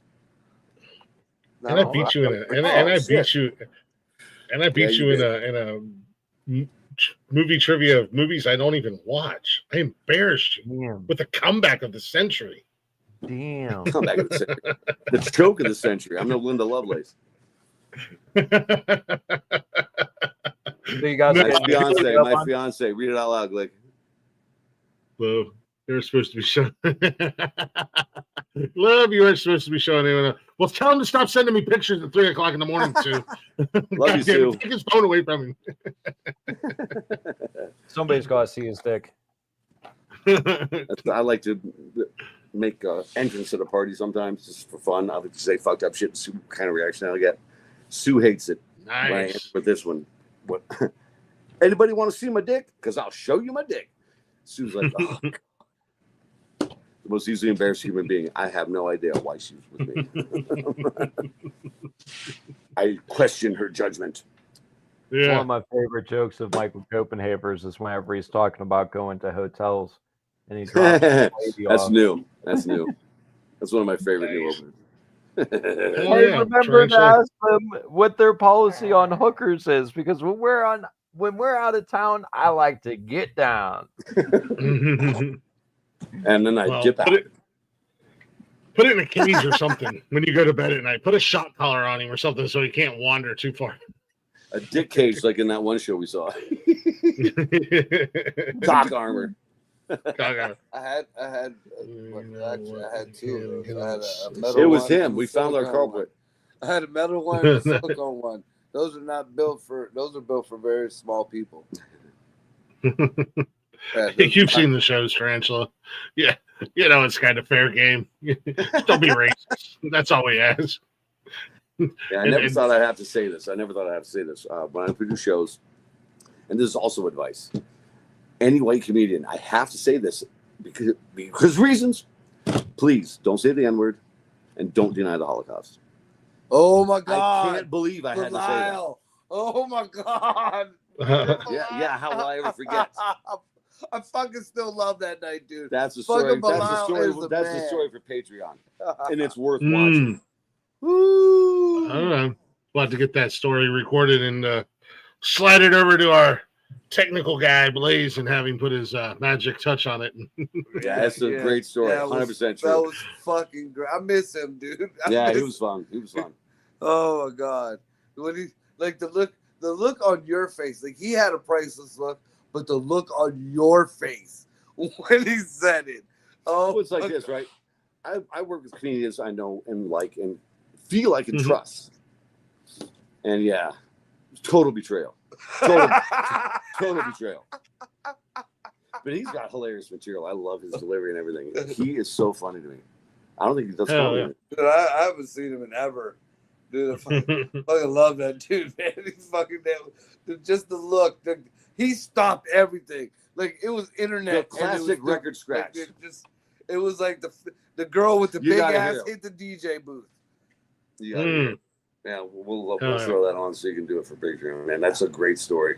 And 100% true. No exaggeration whatsoever. Classic. Hell yeah. Again, Hell you never know yeah. what you're going to get. You never know. Saturday why I night don't here work on the with people I don't Nonsensical know. Network. You never know what you're going to get on Saturday nights. You never know what the fuck is going to happen. So, You never know what you're Marco gonna get on Torres, any you night but never these know four. what you're going to get. yep. No, I do You want will to get a say, good time. guys, That's a fact. Dude, do you Yeah. remember the I mean, that's all that matters. table full of gays? Yes. We're not going there. That's I mean, at the end of the day, that's all that really matters, man. Is having a good time. Nobody's getting hurt. Everybody's having a laugh. Sure, you're going to offend some people. That's comedy. At the end of the day, you can go back how many centuries was That was like however a long. comedy nuclear bomb. Yeah. Yeah, however long comedy's been around. Oh, hi. What the fuck? I'm hosting. Beat it. Yeah, there's offensive material out there. It happens. And stop being pussies. They're jokes. They're meant to make you laugh. Enjoy the show. If you go to a Michael Copenhaver show, make sure you talk really loud the entire time and heckle him constantly. At your peril. Yes. See, there's different goals for different comedians. From day one, I did not want to be divisive. I didn't want to be insulting. I want as many people as possible in that crowd to have a good time. Because I'm old when I started. I'm old as shit. I got to make it quick if I'm going to make it. I can't afford to divide audiences and shit. Because I do want to. It's not for the fame. I just want to reach as many people as possible. Like my goal is to just enhance the joy of others, not diminish it. And if I can make some money doing it, I'm living my best life, my dream. I'm trying to be famous and rich and be a billionaire. I'm trying to do it all, man. Be like the next Kevin Hart, dude. I want to be a superstar. Well, all you got to do is be friends with P. Diddy. Yeah, I guess so.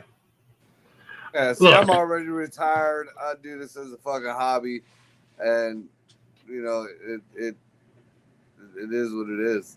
Like I said, I'm kind of the oddball out in the whole situation. Again, you try to make yourself happiest, and yeah, it's just he makes it weird on purpose for his own enjoyment. Oh yeah.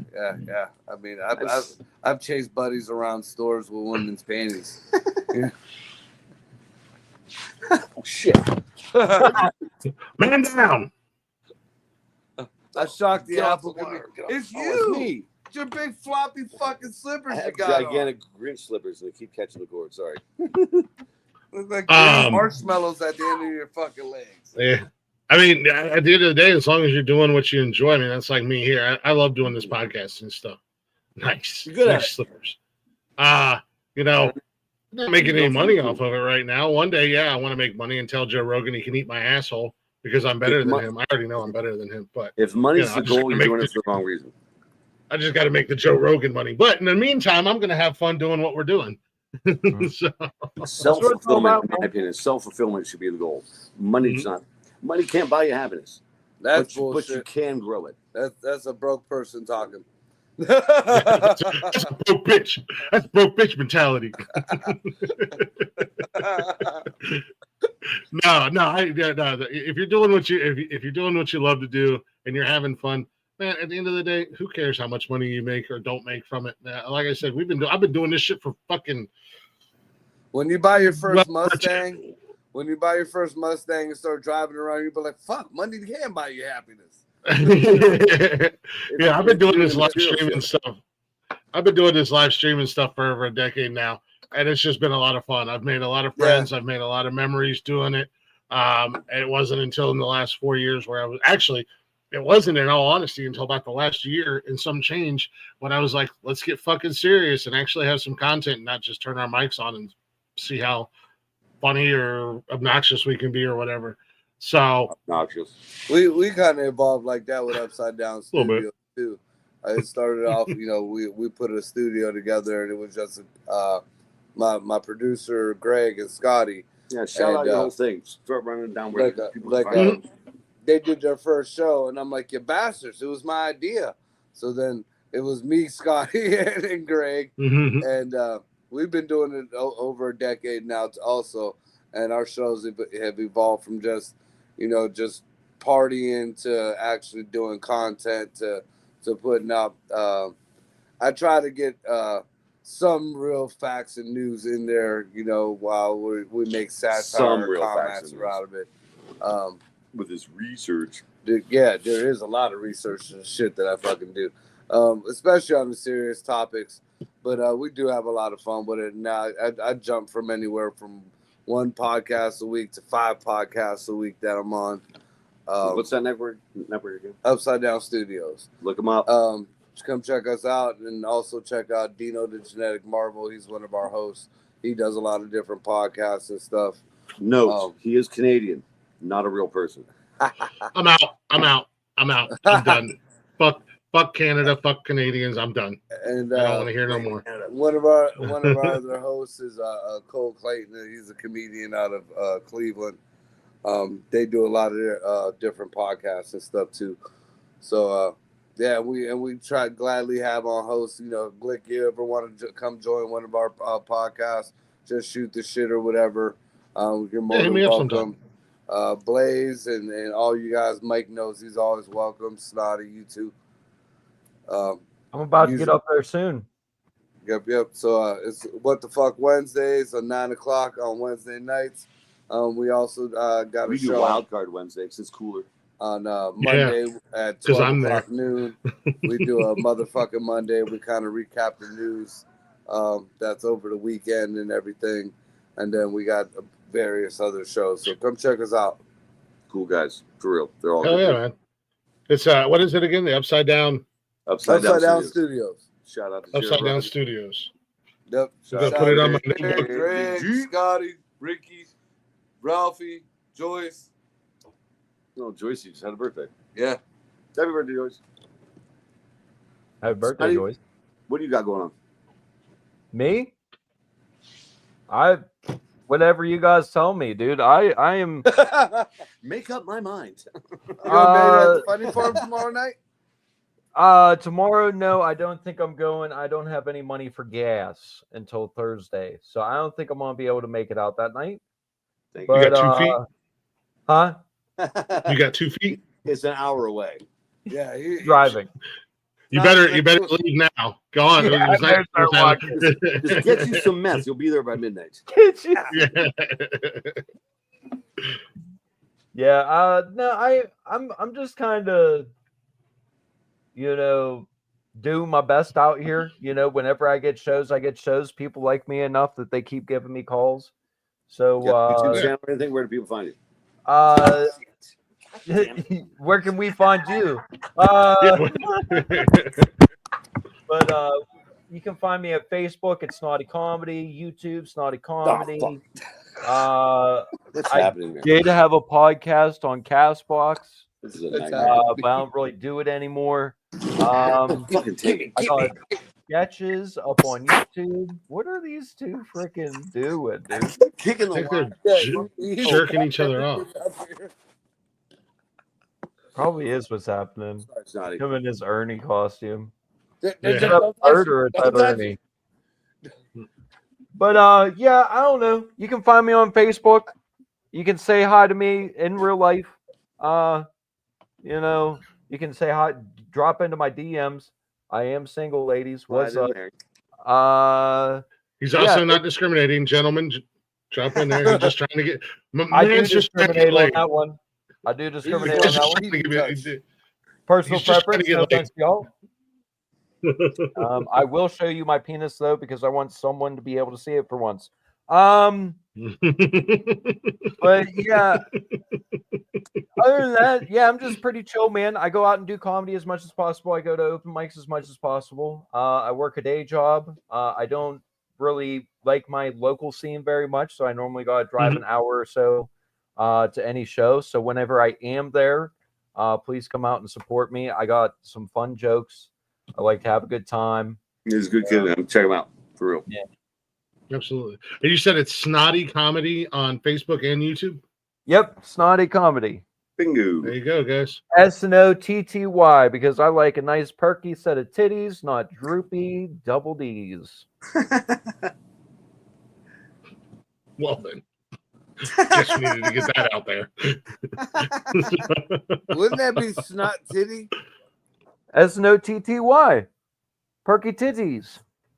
TTs, not DDs. Like lowercase d's. I'm from the hood. There's titties. They're droopy. So he's snow titty. Snotty. Snow titty. Yes, I'm Snow Titty. Snow Call Titty. me Snow Titty. That is my porn name. If you just put Lil on the front of it, you could be a rapper. Lil Snow Titty. Eventually, when he does become rich, they just drop the snow and it becomes titty. Sick bird. Nah, man, I if I were a rapper, I'd be a little snotty, like little Yatchy, little snotty. Too old All right, to fine, understand maybe the not. If I reference. was the rapper, Yeah, I'd be big town player for the main streets. Don't play it. I don't know. If I was a rapper, I would just reconsider my life decisions and life choices. Yeah, right. Some people say that about me doing comedy, but And you all know where to find me. I'm jumping in there. What up, Jason? Boom. For a good time. give them the scan. What up, man? Good time scan. Support me. Grab some merch. Yeah, you just showed half your flat I'm ass. soon to be getting new merch. I got t-shirts, limited quantities right now, multiple sizes, mostly extra large. I live in a very fat area.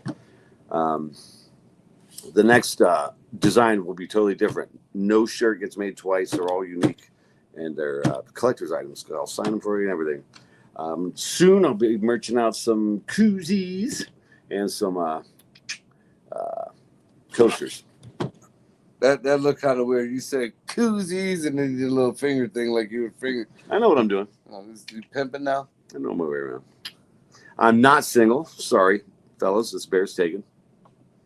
Let's put that out there. No. Until you The come down bear's the neck and you get taken. my meat in your mouth. It's the best meat. Daddy Glick. I'm definitely going to eat your meat again. Yeah, you will. Thanks Daddy for having Glick me. in the building. Thanks for letting me bring my friends out to entertain you guys. Appreciate it. Thanks Hey, for man, everybody I watching. do want to say, yeah, absolutely. Thank you guys so much, man. Definitely looking forward to doing this more often. Love to have you guys pop in, randomly from time to time. Yeah, thanks for having Michael, me, man. thank you again. Make sure you guys go give all these guys a follow. Show them some love on the interwebs, They deserve it. and maybe you'll give them enough fame and enough love that they can actually travel and come to your city. Get this And guy out of somebody- Pittsburgh.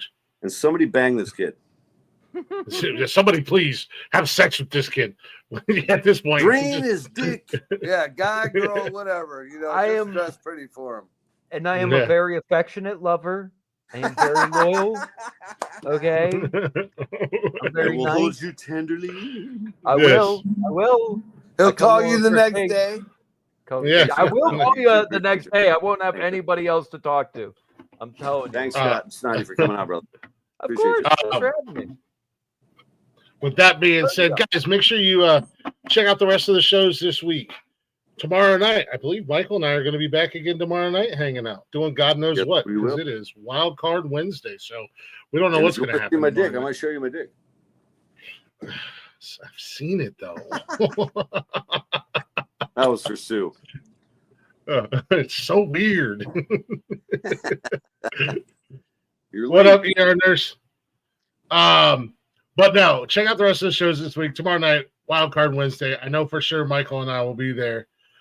Thursday, it'll be a quiet night because I think Wally's back on the 7 days a week for a time being. And then Friday Brief night hiatus. is Friday night, nonsense and chill.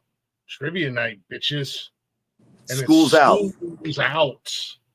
Oh, Blaze got some and shit. cooking for us. raunchy school movies, college, high school movies for the summer, whatever. Don't matter. I'm going to win. I always win. That's what I do. The more the And merrier. If you guys like movie trivia, you got nothing going on Friday night, 8 o'clock we start. Jump in. Yeah, absolutely. I believe And you can win a Blaze swag says bag. Tell them about the swag bag, Glick. there's a swag bag at the end of the year. What's he gonna have in it, Glick? It's not my show. I don't know how much detail I can give in the swag bag. We'll make good on it. But there will be a prize at the end of the year. I mean, unfortunately, it should go to me, because I'm going to win. But Blaze says I'm not allowed to technically win the prize. Whatever. He just wants another belt. He can't keep his pants on.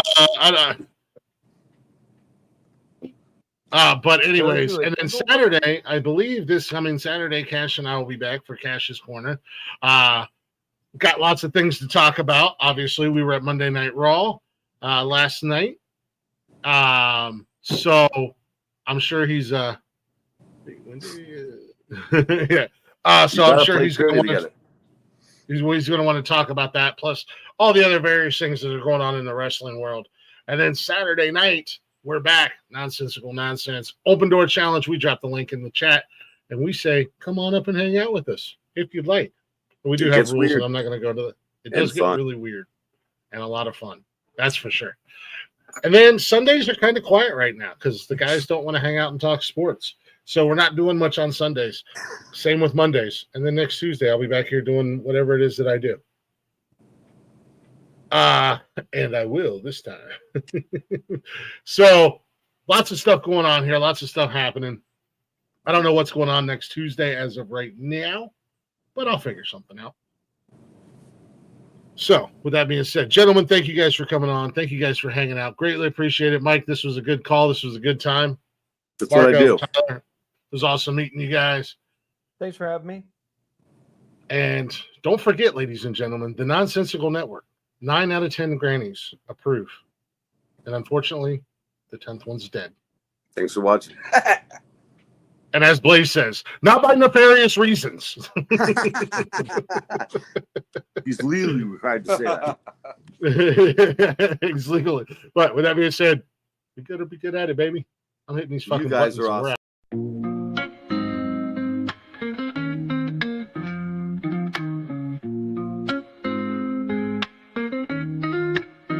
Nonsensical Network, different flavor every day. Movie talks, new flicks hitting the display. Microphone magic, musicians spill the praise. From reptiles to motorsports, burning rubber craze. Football clashes, touchdowns, epic plays. New spinning, catching on the latest phase. Gleaming cars, engines roaring up the pace. Street tales, urban stories we embrace. Tune in, every week diverse. Groove to the beats, let the rhythm immerse. Lyrics flowing, ciphers full of verse. Nonsensical Network, feel the universe. Interviews buzzing, stars in the circuit. Worlds of tapestry, pieces we interpret. Hip-hop to rap, the flow never stagnant. Reptilian tales, nature's arrangement. Cars with muscle, engines with might. Motorsports roaring, speed in the night. Discussions heated, always a delight. Network of nonsense, but the vibe's just right. Tune in, wait for that beat. Flow so seamless, feeling so sweet.